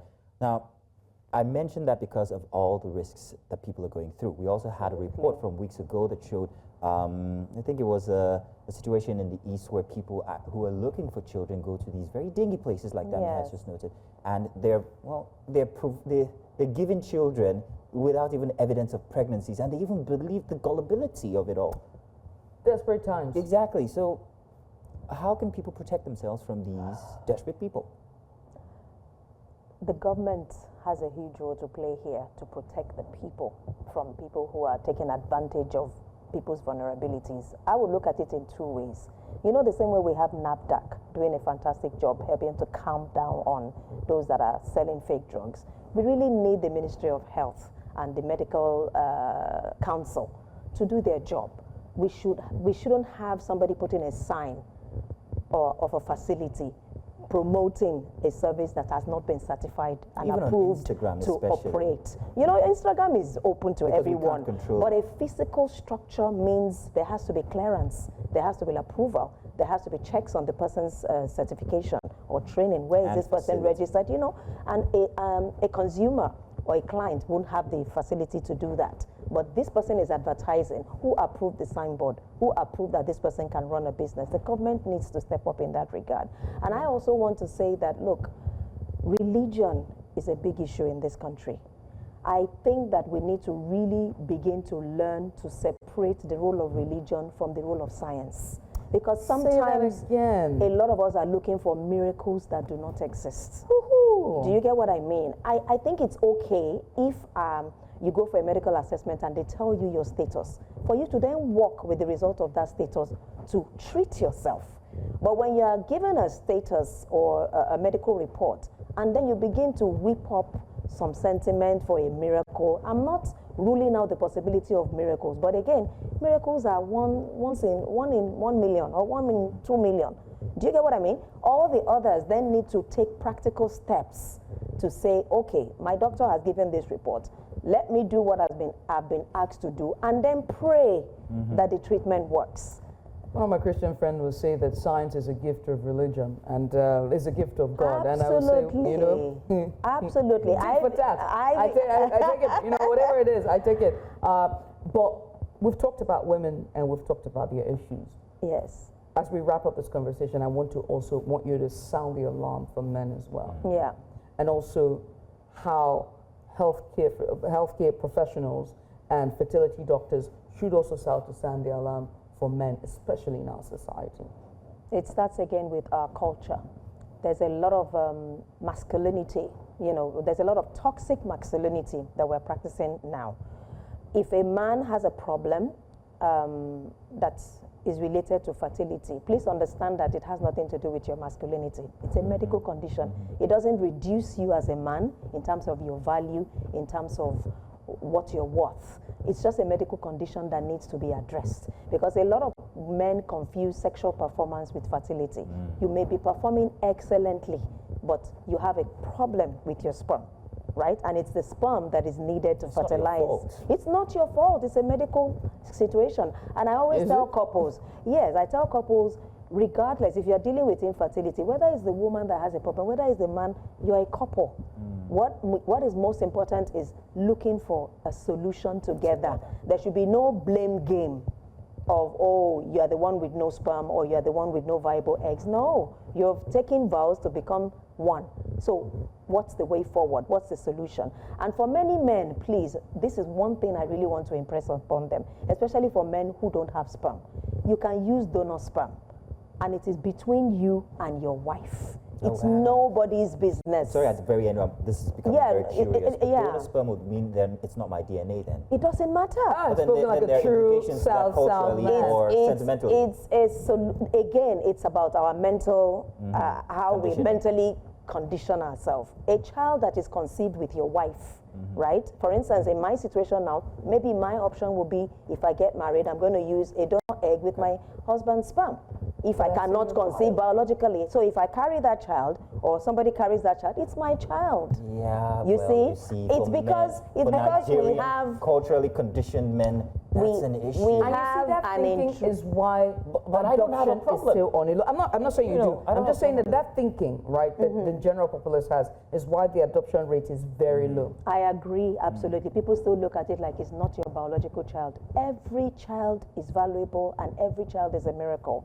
I'm telling you, when I watched the video of my egg and a sperm being fertilized, I was in awe. We shouldn't be able to see that, by the way. No. But I mean, when you look at it, you will understand the power of fertilization, because it's not even the doctors who decide what is fertilized. It's nature. It's God. See, listen, I said that with levity, but I am a scientist, like she knows it, and I have seen these things actually interact. Exactly. So if you have a child, a living child, that's a miracle right there staring you in the face. It is a miracle. Yeah. Dela, Dami, we want to say thank you very much for sharing your experience with us and also your endeavors. We've really appreciated this very interesting conversation, and we hope that the women out there have actually taken a little lesson from here. And if you're experiencing this, please make sure that you already go get help from very certified institutions. And might I just add that as you're going to go get help, please do not lean into the anxiety of your community. Yes. Do not lean into their yearnings and their desperation That desperation can lead you to your death. At this point, I would like to say rest in peace to my aunties who on their journey for fertility lost their lives. And that's it. I won't say their names for their privacy. But thank you so much, and stay tuned. There's more on the other side. Don't go anywhere.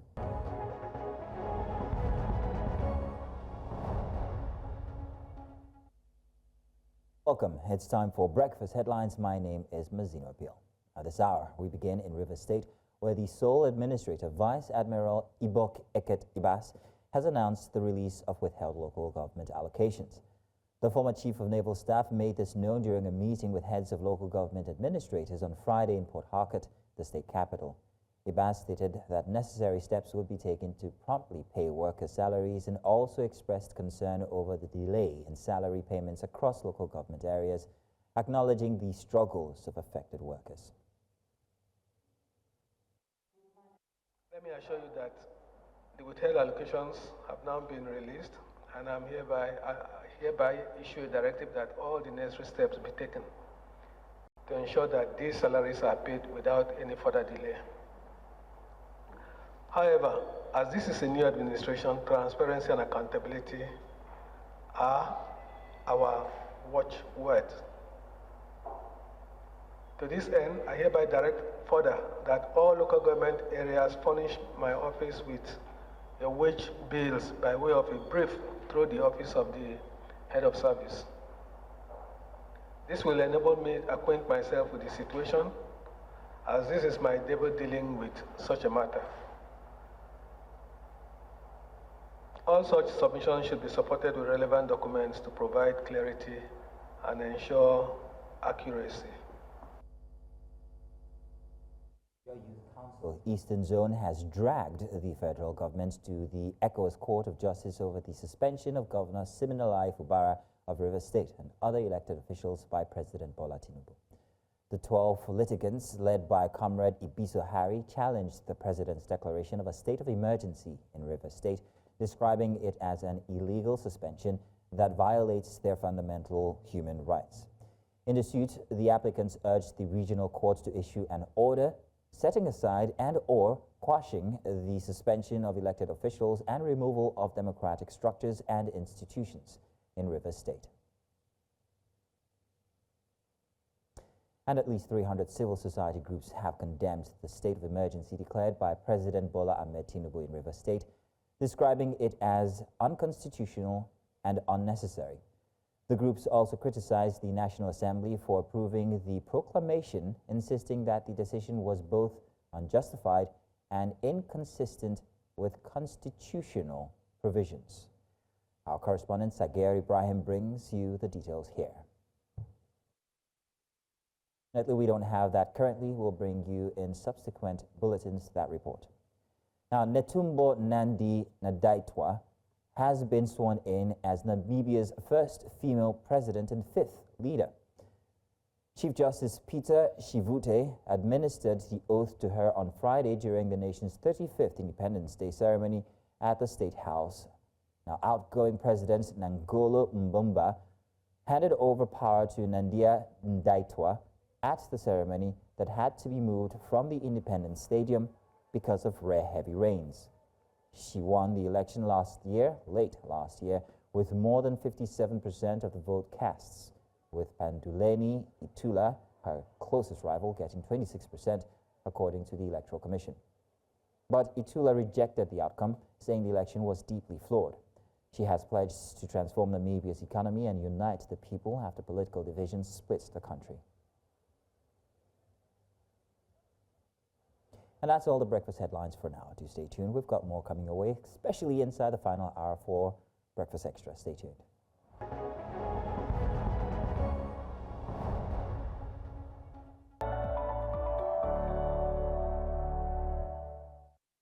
Welcome back for another big story here. Now, if you drive in Lagos, you better buckle up because stricter traffic laws are here. The state government has introduced new speed limit monitors across major roads and impose hefty fines for traffic violations. Now, motorists exceeding speed limits face penalties of up to 50,000 naira while running a red light attracts a 20,000 naira fine.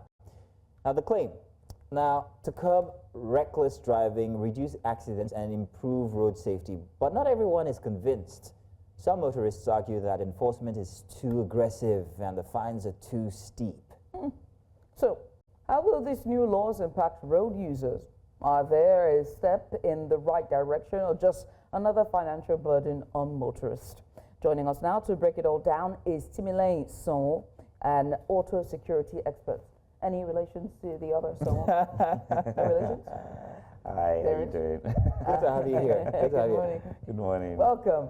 Let's get started, shall we? Let's look at the bigger picture. What do you think Lagos authorities are taking? Is it an aggressive, in quotation, approach, so to speak, when it comes to speed limits and traffic monitoring? Well, I think firstly, it's a step in the right direction in terms of e-policing as a system.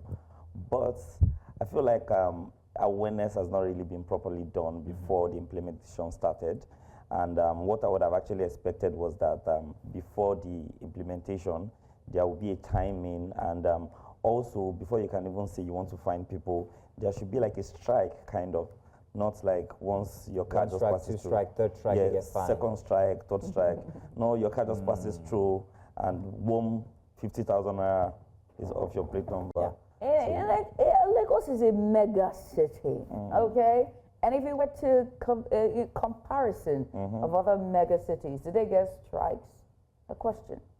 Well, if we really want to go by that, then we should be talking about implementing it across the states and not just some few regions of the state. I can answer that, actually. let me try and see if I can answer that. Yeah. Now, note, Judith, in other climes where you have proper policing of traffic laws and all of that, you actually get warnings. You could, by discretion of the official, get a warning, I'm letting you off this time. That's a strike. In Lagos, if you put in these infrastructure and say you're just going to get fined, and let's note, Sanwo, that you actually don't even know that you've been penalized. You continue doing what you're doing. 3rd Mainland Bridge, I'm not going to tell how fast I go. But I was waiting. No, I was waiting. But here's the thing, Judith. Here's the thing, Judith. He said awareness. There was no awareness. Not that there wasn't adequate awareness. Regarding the 3rd Mainland one, as a practical example, Judith, I've been through the 3rd Mainland Bridge at a slow pace, looking for these cameras. Not for any other reason but research. Not because I want to dodge them.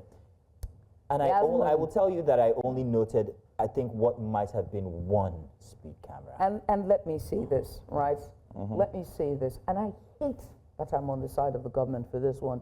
But Lagos drivers is so notorious that if you've not been to Lagos and you're a driver, they warn you about Lagos drivers. You have never been to Lagos, but you drive vehicles and you live outside of Lagos, they warn you. It's so notorious that it is immortalized in our music, in our literature, and in our news. And so, if they have to use this as a measure to stop reckless driving, with the tanker drivers, with all of the accidents that are because of major speeding, is this not justified?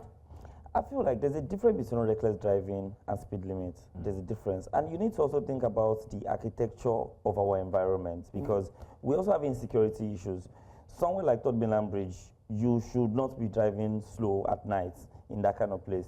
Somewhere like Mobolaji Bank Anthony, I don't think I should be driving. I mean, I wouldn't say that it's right to go above the speed limit laws, but there's also security concerns in our environment. And when you're talking about Lagos driving and all, reckless driving is different from speed. But people are reckless. Who are you people? Lagos drivers. I want to go back to the question that I tried to pose from before regarding the infrastructure that's being put in place and the fact that I've actually taken personal note where these cameras are. I noted that I only found one. Now, if I know where this camera is, I can elude it. How well is that helping the situation? I don't think it's possible to elude it because they are wide-angle cameras and they are plate number recognition cameras, and they are seeing you from a long distance. They are seeing you from a long distance. They are capturing you from that long distance, and they are telling the speed at which you are moving. So it is difficult because they are very high-speed cameras. And another thing, they do have a range, and that range ends. Yes, it's not going to be more than. Have you seen the amount of cameras on 3rd Mainland Bridge? How many? I just said I only noticed one. I think it's on every 10 kilometers on 3rd Mainland Bridge. There are a lot of them. In fact, one of my own concerns is the fact that you get to almost the middle of Third Mainland Bridge before you see the speed limit sign. And then there is yeah, I saw, when I posted it online, I saw somebody commenting about, oh, if you have a driver's license, you should actually know what the speed limit is. So I'll say, if you are just coming to Lagos or you are new in Lagos, how am I going to know the speed limit if I don't see the signage? And now, from the beginning of the Third Mainland Bridge, you can't even find the signage. You can't find the signage from the beginning. At the end, you can't find the signage. It's right in the middle. We just have right in the middle. So by that time, you've already been captured. So now the question is, what are we trying to do? Are we trying to stop it, or we are just trying to catch people? Are we trying to make money out of We are trying to motorists? make money out of it. Yeah. Well, that's what I thought. Actually, I won't. That's what. Now, the Third Mainland Bridge is not the only place that these cameras have been installed. There's also a couple of them in Ikeja here. Could you list out a couple? Yes, there's Alakpere inward, Ugudu Alakpere inward Third Mainland Bridge. The Alakpere Express is there. We have one at Mobolade Back Anthony Express also is installed. Then Allen also. Allen does not even, as at last week, there was no signage on Allen at all that was talking about there was no signage at all talking about the speed limits at all. You know, speed limit cameras. But yet, people are getting fined. So I feel like we should start with the strikes first. The strikes first, the warnings first, before we now go into the full implementation that we start to pay, let's pay. What do you think could have informed their decision to mount those cameras in those particular locations, those routes? Yeah, so... are they hotspots for car accidents? Third Mainland, definitely. Third Mainland, yes, one. Third Mainland, one. Alakpere K2 also, there's a lot of, is also an hotspot, actually. Then I also feel like the government is paying a lot of attention with this. I feel like the mainland is like a testing ground for some of these technologies before they go, you know, to the other regions. But I mean, I really don't know why these are the areas where, you know, it's being concentrated on. Isn't the mainland more densely populated than the island? And the roads used And the roads are more used than the island. I guess I don't think so. Okay. I don't think so. We don't have statistics to prove that. We have a very high population towards Aja, and we have the Lekki Aja Expressway is also a very, and if you see the way people run on those roads, so, you know, now I'm seeing people say that, oh, I don't like to come to the mainland again because the mainland has all those things. So please, let them. No, don't come, abeg. We don't want you on the mainland. If that's the case, please stay your Lekki, your ecosystem. So you're saying that the strikes should have happened, but let's take let's move it a little bit back. Let's move the needle a little bit back. Have they ensured, in terms of all the compliances, like have they done enough to sensitize drivers and road users when it comes to reckless driving and, you know, speeding? Well, I feel like when it comes to reckless driving and speeding, we can never say we have done enough because it is something that has to be continuous. We have to keep sensitizing people on the need for speed and need to reduce speed. And a lot of people don't even understand. They don't know take for instance now, a lot of accidents happen in Otedola, and by the next morning you won't see it anymore. So if you're not close to the road safety, you will not even understand the statistics of a lot of all these things that are happening. And sometimes when even the government is taking drastic measures like this, I would actually understand with them that yes, these are measures to actually, you know, present. But I feel like there are other things that could have been done and major ways, because there is a way people would handle situations when it just looks like, because we need to see these policies and see this innovation as they are doing it for our safety, not people seeing it from the angle of, oh, the government is trying to make more money, which is how people are perceiving it. Do you get on that, Timileyin, regarding the mode of which these penalties are given out to people? I noted in the beginning that people are not alerted, or are they alerted when they have been fined? Because the last time I was fined, I only got to know at the point of re-registering my vehicle for the next year. So if these fines are in place now, would I continue to accrue these fines until when I'm ready to go and re-register? So you see, that one is a bit dicey, because I know I know a lot of people that have stories around it. Some people did not get notified. Some people got notified. They got notified in February that their car was fined in December. Exactly. And they got notified like in February about that. Then I know someone that actually said, I've not even driven this car in 5 years. How did I get fined? How did I get fined? I know someone that actually said something of such. I've not driven in 5 years. Another person said, this guy has bonds. This guy is bonds. What is happening? Yeah. But I got notified of a car I sold 6 months ago. You go what? Notified of a car I sold without the plates 6 months ago. Without plates? Without the I still have my plates at home in the store, which I'm not going to use again. But I got a text message telling that some infringement had occurred and that I can debate it or something like that. Yeah, so I mean, there's a lot of, I have, my gem is filled with a lot of information around that, but I mean, I really don't. So those things like that, I feel like, but they've been giving opportunities for people to come and dispute it, and when you go there and you're able to prove that, oh, it didn't happen, then you can. But the problem is some people don't even know on time, and they don't see that expression until when they're about to renew your document, and they tell you that, all up 80,000. All up. And here's why I think this is a situation. My theory is this: not enough manpower. Yeah. Number one. Number two is there's no automation in terms of like how best to. I think it's data. Data is the issue. There's no how handshake. There's that time efficiency to get to the driver or the owner of the vehicle. There's none of that. So manpower and data in terms of tech efficiency, right, to sort of settle disputes. But I also think that it is because Nigerians don't like to pay. Work with me, right? So they know that the only way they can get you to pay this thing is when you come to renew your papers. So they'll be like, you know what I mean? Like, they'll cross that, we'll catch you in front.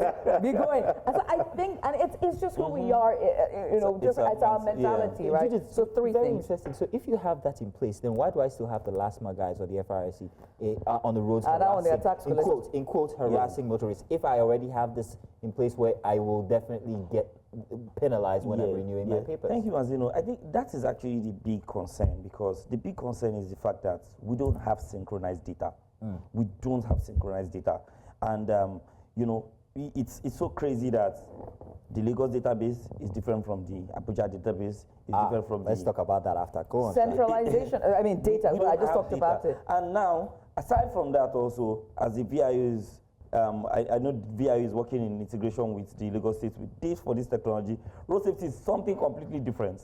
Road safety is something completely different that they don't care about. They don't care about that. So if we actually go in this direction and it's actually for the right cause, I think the stakeholders involved needs to first sit down and say that, you know what, no fines in Lagos. Everything is going through this particular source, and we will know that yes, this is what we are, and it will be properly, properly implemented. Judith, a story. I heard at Timilayi that if your vehicle has an Abuja plate number, we're talking about this, that you do not risk these fines or getting stopped by the authorities.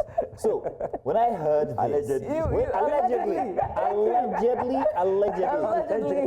when I heard this, my wife's number plate is ABJ, and I will tell you something. It's worked. At least I have never been stopped. Okay, that's personal experience. I have never been stopped. But on my car, which number plate is FST? Yeah. Okay. This way. Why is this? Well, you've actually said it. I'm not to allegedly what I said. I tried not to want to. Going there. I tried not to want to talk about it. But the truth about it is that we still come back to the same old thing that we don't have a synchronized data. And if Lagos State wants to go this direction, they will just lose a lot of customers. They will lose customers, they will lose people by using Lagos State plate number, because they will just understand this. So but rather than bringing up an innovation and there's a very clear security bridge, do you get, around it, it's better for that one to be sorted out before these kind of innovations are actually implemented. And we just know that we have one centralized system, because it's actually very unfair. It's kind of very unfair. Like me, I'm getting fined. You are not getting fined. VIU is seeing this person and say, this person are meat. Nah, food be this. Lexus. And I think that way to do things with so much impunity, right? To every other agencies that when it concerns roads and regulation of road traffic, they have their own tactic and method. Let's also talk about the impunity in which they do this thing, and how is it that their agencies have now been lax in curtailing them. Because there's one law that, oh, these people is not supposed to stop you. These people are supposed to stop you. But they know the law, they will still stop you. Including police. But including police. But you know, for VIO now, they said they should not stop you again. They've stopped stopping you. Maybe there's camera now. They only stop you because you already have a fine and you have a business with them. They will stop me if they identify that I have a fine. Because I noticed that they carry these machines about and then they scan your number plates. And if you have a penalty, they'll tell you that stop you. They might take your car from you if you haven't attended to the fine. So that happens, and So they are sorting the problems, small by small. You know, we like sharp. We like sharp. And you know, for the police, it's security. Police is security. Police has to be on the road. We can't say police. So in the case of fines, the police have no say when it comes to if I'm owing fines. It's not their business. Okay. And that's why we are talking about let us centralize all these things, because police will tell you that, oh, we are doing our own for national security. VIO will say, I'm doing my own to ensure that. In their efforts for national security, do they need my papers? They need to be sure you own the car now. Yeah, but it says there on the screen, it's my car, the license is there, and my license plate, my They need to confirm. They need to confirm. What do they need to? What documents do they need to confirm? Is he a member of the police? No, see, Nigerian. He's good at this. He knows these documents. He'll be shouting all over his Instagram. So, but then it just brings to the fore the fact that we have a system that is arbitrary in its nature. But you know the thing is that everybody will tell you the reason why they have to do what they have to do. And in a way, the same law that you're quoting, they will quote the same law for you and tell you that. Because, take for instance now, a lot of times when police cannot be taken out of the road, let us even first forget that one. They can't be taken out of the road because there's a lot of, car theft is a lot. When there are car theft issues, police has to mount some certain checkpoint. They won't tell you why we are on the road. They will not tell you that we are on the road because we are looking for one Lexus. Right. But when time they start to see a car that is giving threats, they are on the road for several reasons. Right. They will stop you and ask you some certain questions. They might just chat you up. But they're not on the road for fines. They're not on the road for fines. Not for the fines. And let's just be clear. But they will ask you. They need to confirm that you are driving your vehicle. License of vehicle. That should be enough. And I have to say this, and that's the reason why we're seeing more individuals who impersonate police officers. They impersonate them because of the proliferation of these police officers on the roads with their road checks. I know their business is confidential. They're not supposed to share with the citizens. But because we have them at certain points, people, like some unscrupulous elements, will now go and don their uniforms and go out and impersonate them. And so I think that's why it's important we continue to hammer this issue of impunity with these agencies. Do your job, all right? Stick to your jurisdiction so that people don't, because by doing that, you're giving people leeway to go and do nonsense. So when it comes to the citizens of Lagos now, what must they have in mind regarding these fines that are being put in place by the Lagos State government? We noted that Third Mainland Bridge, the Lakbere area, these are places, and also Bank Anthony, if I'm not mistaken. These are places that have been, noted that have these cameras. What about the other places, inroads of Lagos State, where people, young boys, drive recklessly? What can they do to curtail these instances? I think generally, what we should just advise is that don't overspeed. There's no way. What is our rule for speeding? What's our cap on speed? So on major roads, you shouldn't go above 80 kilometers per hour. But it was 100 kilometers a couple of years ago. Why 80 kilometers now? 80 now. Because it's more dense now. Do you know that in Dubai, when they say speed limit is 80 in Dubai, you still have the opportunity to do 20 extra. Okay. If you do 90, you won't be fined. But you see, this Lagos. It's 80 and that's it. It's 80 and that's it. So I feel like the 80 is also, it was placed at 80 to give a bit of laxity, but I don't know if that is being implemented. There are economic, what do you call it, disadvantages to actually having such a slow speed limit. As you know, we should look at disadvantage. Because Lagos is a fast-paced city. And your deliveries right now, when you make a delivery, when you want a delivery, it's by Okada. Oh, does this even include Okada? I hope it does. I hope it doesn't. I hope it does. I hope it doesn't. I signed it because of you. You know that I hope it does. Those Okada guys run so fast that even the split camera, cannot even capture those plate numbers. So how are they going to address that? How are the authorities going to address that? I really don't know. They're forward-facing cameras mostly. Yes, they're forward-facing cameras. And Okadas don't have. I feel like they've not installed enough of those cameras, and after a while, they will begin to put them into consideration. But you know that another reason for traffic in Lagos is slow driving. Yes, and that's my point about how it is going to affect They're not supposed to drive. So if you are finding people that are driving too fast, you start finding people that are driving too slow. Exactly. Because, you know, I mean. Yeah. Okay, so help me here, right? We're out of time. I know we're out of time, but maybe just a food for thought to take home with. Yeah. If you're saying that driving slow also affects the other drivers, but our road users have multiplied even in the last 5 years. It's now more densely populated. So are our roads. So driving slow from 100 to 80 is beneficial for other road users, because when you're driving fast and you're moving, causing issue now. So because the speed limit is 80, I would not want to get to 80. So I'll just maintain let me just be cruising at 50. And imagine if 4 people are cruising at 50 from the beginning of Third Mainland Bridge. Any one of you that is coming at 75 will have to wait at the back. You slow down now. Slow down. It's simple now. Except there's an emergency, you slow down. Yeah. But I must say that all of the data we give out to the world, every single time I give out my data, a star dies. That's why we have less starry skies. Oh, because of your data. Oh, because of my data. Ladies and gentlemen, thank you very much, Siminalayi, for a very interesting conversation about. Nice to be here again. I mean, you made traffic sound very interesting. You always do that on your page. Thank you very much. Say hi to your uncle for me. The one and only Olu. Thank you very much for sticking around. We still got one more conversation here for Focus Africa. Do stay tuned. It's still Breakfast Extra for a Saturday edition. Mazido and Judith.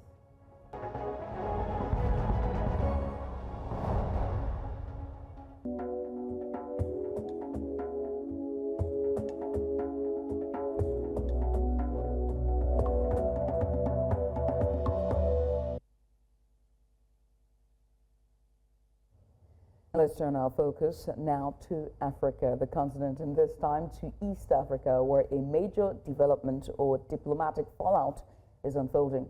Rwanda has officially severed ties with Belgium and expelled Belgian diplomats, citing what it calls interference in its internal and regional affairs. The dispute is deeply tied to the ongoing crisis in the Democratic Republic of Congo, DRC, where tensions between Rwanda and its neighbor have escalated. Belgium has been vocal about Rwanda's alleged involvement in the DRC conflict, a claim Kigali strongly denies. The latest move marks a significant shift in Rwanda's diplomatic posture and could have wider implications for regional stability and also international relations. But what does this break in ties mean for Rwanda, Belgium, and the broader dynamics in the Great Lake region? So joining us to unpack the situation is Val Tutwetsi. I'm so sorry, but that was a very difficult name to actually pronounce. But if you'll help me once again with that pronunciation, that's Vahangwele Tutwetsi. There we go. Am I correct? Got it correctly this time. Thank you very much. Yay for me. You're welcome. Thank you very much. Now, Vahangwele, let's get started. Good. Let's start with the core issue here. Why has Rwanda taken this drastic step of severing ties with Belgium?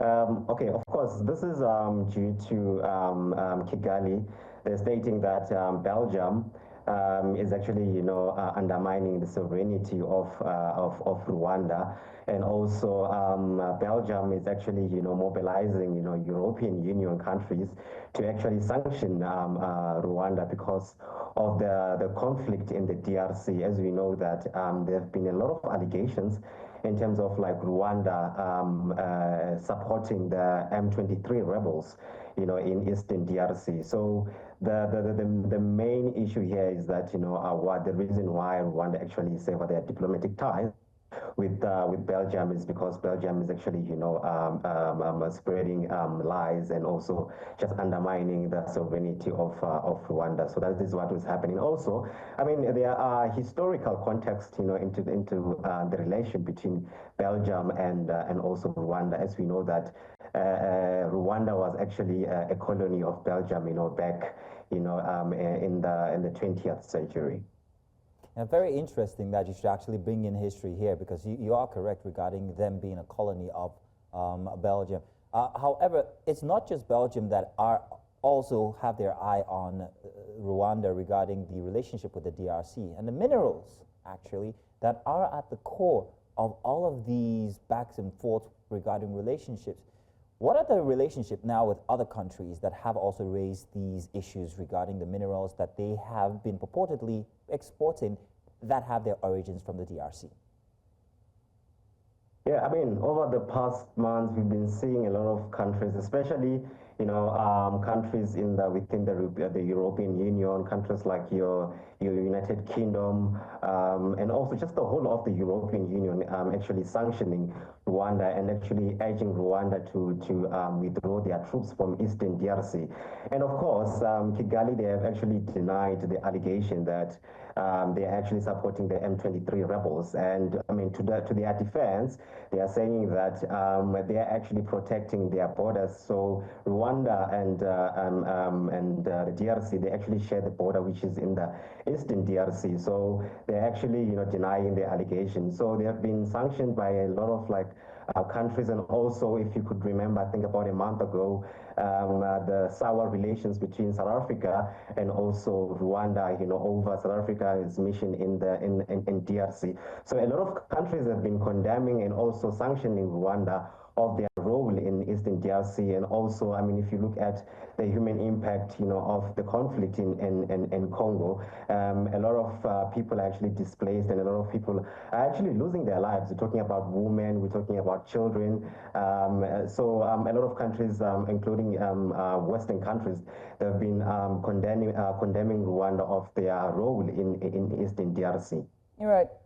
I have to ask at this point, right, about the impact this might have on, Rwanda's international standing, particularly with the European Union, with this diplomatic rift that Rwanda now has with Belgium. No, of course. I mean, this is actually, this is going to be a very difficult, time for Rwanda, because also, if a lot of their aid actually comes from Western countries, comes from the European Union, and also much of its sponsorship. We know that there is this sponsorship, with teams like your Arsenal, Bayern Munich, and PSG. So it just puts Rwanda at a very critical level in terms of their economy, and them actually being sanctioned right now. I think it's time for Rwanda to actually reevaluate their decisions, especially their involvement in East DRC, because I mean, this war actually goes back to the Rwanda genocide, in 1994. And as I mentioned before that, Belgium actually is largely involved what's happening, between the bad relations between DRC and Rwanda. We know that a lot of people in Rwanda, especially the Houthis, actually, they actually fled to East DRC during the Rwanda genocide. And so this particular conflict, it actually has, a historical context to it. But with Rwanda actually, getting sanctions, it's going to be very difficult for the economy, and also just making sure that, their citizens, are actually well off. Okay, so now, Valangwele, let's bring in the drama now. We're talking about sanctions for Rwanda. Rwanda's been sanctioned by this, that. Considerations are being put in place for sanctioning them. But then again, they are not exporting these minerals, which have been claimed to have been gotten from the DRC. They're not exporting them to nobody. What about sanctions for the people they're dealing with, the countries they're dealing with? Is anybody talking about that? Has that consideration been put in place? And why is Africa, why is Rwanda taking the fall? Yeah, no, I think, other countries that are actually, benefiting from these minerals, nothing is being said about that, actually. So I think also, what we need to understand and realize as Africans is that whenever any foreign power is involved, in whether it's in the conflict of Sudan, in Congo, and so forth, it's not with, for the interest of us as African people. It's actually, you know, for their own interest. I mean, we know that, you know, a lot of American corporations, you know, your Glencore, your Apple, your Telsa, your Microsoft, are actually exploiting, you know, the DRC of their minerals. Their Telsa, you know, is benefiting from child labor. So none of that actually, you know, is actually, you know, being spoken about. But Rwanda, I mean, of course, you know, it's actually taking the fall, and also at the same time, you know, it's very, very difficult, you know, for Rwanda to actually, you know, for Rwanda to actually, you know, withdraw their troops, you know, from Eastern DRC, because also, like I said, you know, they're trying to protect and their borders, you know. So, but I think the major thing here is that, you know, you have your companies that are not part of, you know, who are actually, you know, outside Africa, who are actually benefiting from these minerals, and nothing is being said about, you know, their exploitation, you know, and also their direct involvement, you know, in these conflict areas. Beyond this Rwanda and Belgium, let's also look at the continent in of itself and Africa. From a geopolitical standpoint, how might, you know, Rwanda and other, his African allies and neighbors react to this situation? So I think the first thing is that, right, Rwanda, the most important thing is that Rwanda, they need to withdraw their troops from Eastern DRC, right? But at the same time also, yes, it's very important that they actually protect their border. Because also, I mean, the conflict also with, or rather, you know, the tensions they had with South Africa, you know, it was largely, you know, around, you know, Rwanda having to withdraw their troops, you know, from Eastern DRC, and also Rwanda to stop the supporting the M23 rebel. Also, I think, you know, we should understand that Rwanda actually, you know, funding and supporting a rebel group in DRC. It's not the first time. They've been doing it, you know, since the regime of Mobutu Seseko. So it's not a new thing. So the most important thing is that Rwanda, they need to realize that, you know, for other African countries to actually support them and back them in their fight against Western countries, they need to acknowledge that, you know, their involvement in the Eastern DRC, you know, they need to withdraw their troops. From there onwards, I think then, you know, their allies, you know, can definitely rally behind Rwanda, and the whole continent rally behind Rwanda. Because now, I mean, as Africans, as African countries, we cannot allow, you know, Western countries to actually dictate, you know, how we actually run our affairs, and also, you know, how our minerals, you know, are actually, you know, being used, you know, within our continent. So, Bangwele, if Rwanda stops obtaining these minerals from the DRC under sanction or whatever it is, would it affect, or I should ask, how would it affect the conditions or situations in the DRC? Would it stop the war? Would it what? Would it stop the war if Rwanda was to be stopped from obtaining these minerals from the DRC? I guess the question I'm asking is the Rwandan instance solely responsible for the conflicts inside of the DRC? And would that stop if they were to be sanctioned to the point of them stopping these or getting these minerals from the DRC?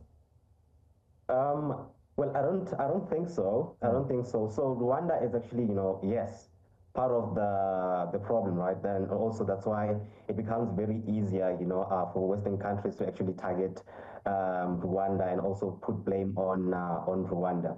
So I think also the problem that, you know, we've been having also, not just in DRC, is that, you know, most of these Western countries, right, they thrive in chaos. Where there is chaos, that's where they actually thrive. So this particular conflict is not really dependent on Rwanda withdrawing their troops, you know, in DRC. But also the most important thing is that, you know, like I said, the corporations that are actually, you know, benefiting from the minerals in DRC, there should be regulations, very, very, very strict regulations, that seeks to actually protect the mineral wealth, you know, in DRC, and also protecting Congolese from this, the escalation of this conflict. Because I mean, the rebel groups that are there, in DRC also, they are actually funded. So they are used as a decoy, for people to actually, put a blame on Rwanda and also just, shy away from the bigger issue. So this particular war is not really dependent on the involvement of Rwanda, but there are other factors that are actually, involved within this conflict. And lastly, I must ask you, to de-escalate these tensions, do you think that diplomacy needs to, in terms of diplomacy, let me just take that again, right? Do you see a diplomatic pathway to de-escalating the tensions in DRC? And do you see the severing of ties of Rwanda and Belgium a pathway to that diplomatic alliance, so to speak, to de-escalate issues? Yes, I mean, I do see this de-escalation in terms of like diplomatic channels, right? Like I said that, the problem that, that's, actually happening within the continent as a whole is that, so we have like, a lack of, we have a leadership crisis, within the continent. If you also look at the president of Congo, Felix Tshisekedi, there was a time where the African Union was having like a special sitting regarding solving the tensions between Rwanda and the DRC, but he instead of attending that particular session, he went to Germany to attend this other summit. So which is a problem that we are being too reliant on foreign powers instead of like coming together as Africans and also just solve our issues. But there is definitely channels in terms of diplomatically to resolve the problem that is happening in the DRC. The first thing, like I said, is that Rwanda, they need to acknowledge that DRC is a sovereign country, and therefore they need to withdraw their troops from DRC. From there on, then we can, I think, diplomatic channels can actually begin. Then African countries and leaders, they can actually sit down and actually come with solutions on how to fix the problem that is happening in DRC. Because also short-term solutions won't really do as much as Africans. So there's definitely a need to actually come up with long-term solutions. And much of these conflicts that are happening within African continent, they have historical ties, and also the conflict in Sudan, Burundi, in Sahel region, they all have historical ties. So I think more than ever, we need to stop being reliant on foreign powers, and as African leaders, they just need to come together and making sure that they come in with solutions that would actually benefit Africa and her people. Well, only time will tell. Diplomatic splits between the Rwanda and Belgium is, it's just more than just bilateral dispute. It's deeply intertwined with the ongoing crisis in the DRC and border regional power dynamics. Whether this signals a long-term shift in Rwanda's foreign relations or a temporary standoff remains to be seen, and only time will tell. But thank you so much for joining us today. We appreciate you for coming on and for your insights. Thank you. Valangwele, Tutwitsi, thank you so learned much. it. Thank you very much. You. And that would be all on today's installment for Breakfast Extra. Thank you very much for joining us bright and early at 8 a.m. Do join us again tomorrow at 8 a.m. because we have a Sunday installment coming your way with more discussions, more revelations, more analysis into everything that's happened so far through the week. And of course, then there is you. Let's also tell how she's back. Welcome back. Weirdo. We missed her for a minute, didn't we? They've seen me on there now. Let's look at the yeah, but then again, Felicity was getting very comfortable. Oh, I hope she comes back and gets very comfortable, because I would like my weekend mornings. But hey, we're still here. I must say thank you as well to Felicity. I haven't seen her the entire week. I only saw her yesterday whilst I was taking news, and she was doing tonight. And it was of course, it's always warm hugs and joy every single time in the makeup room. But hey, we gotta go. We'll see you tomorrow. Bye, everybody. See you guys tomorrow. Bright and early. Bye for now.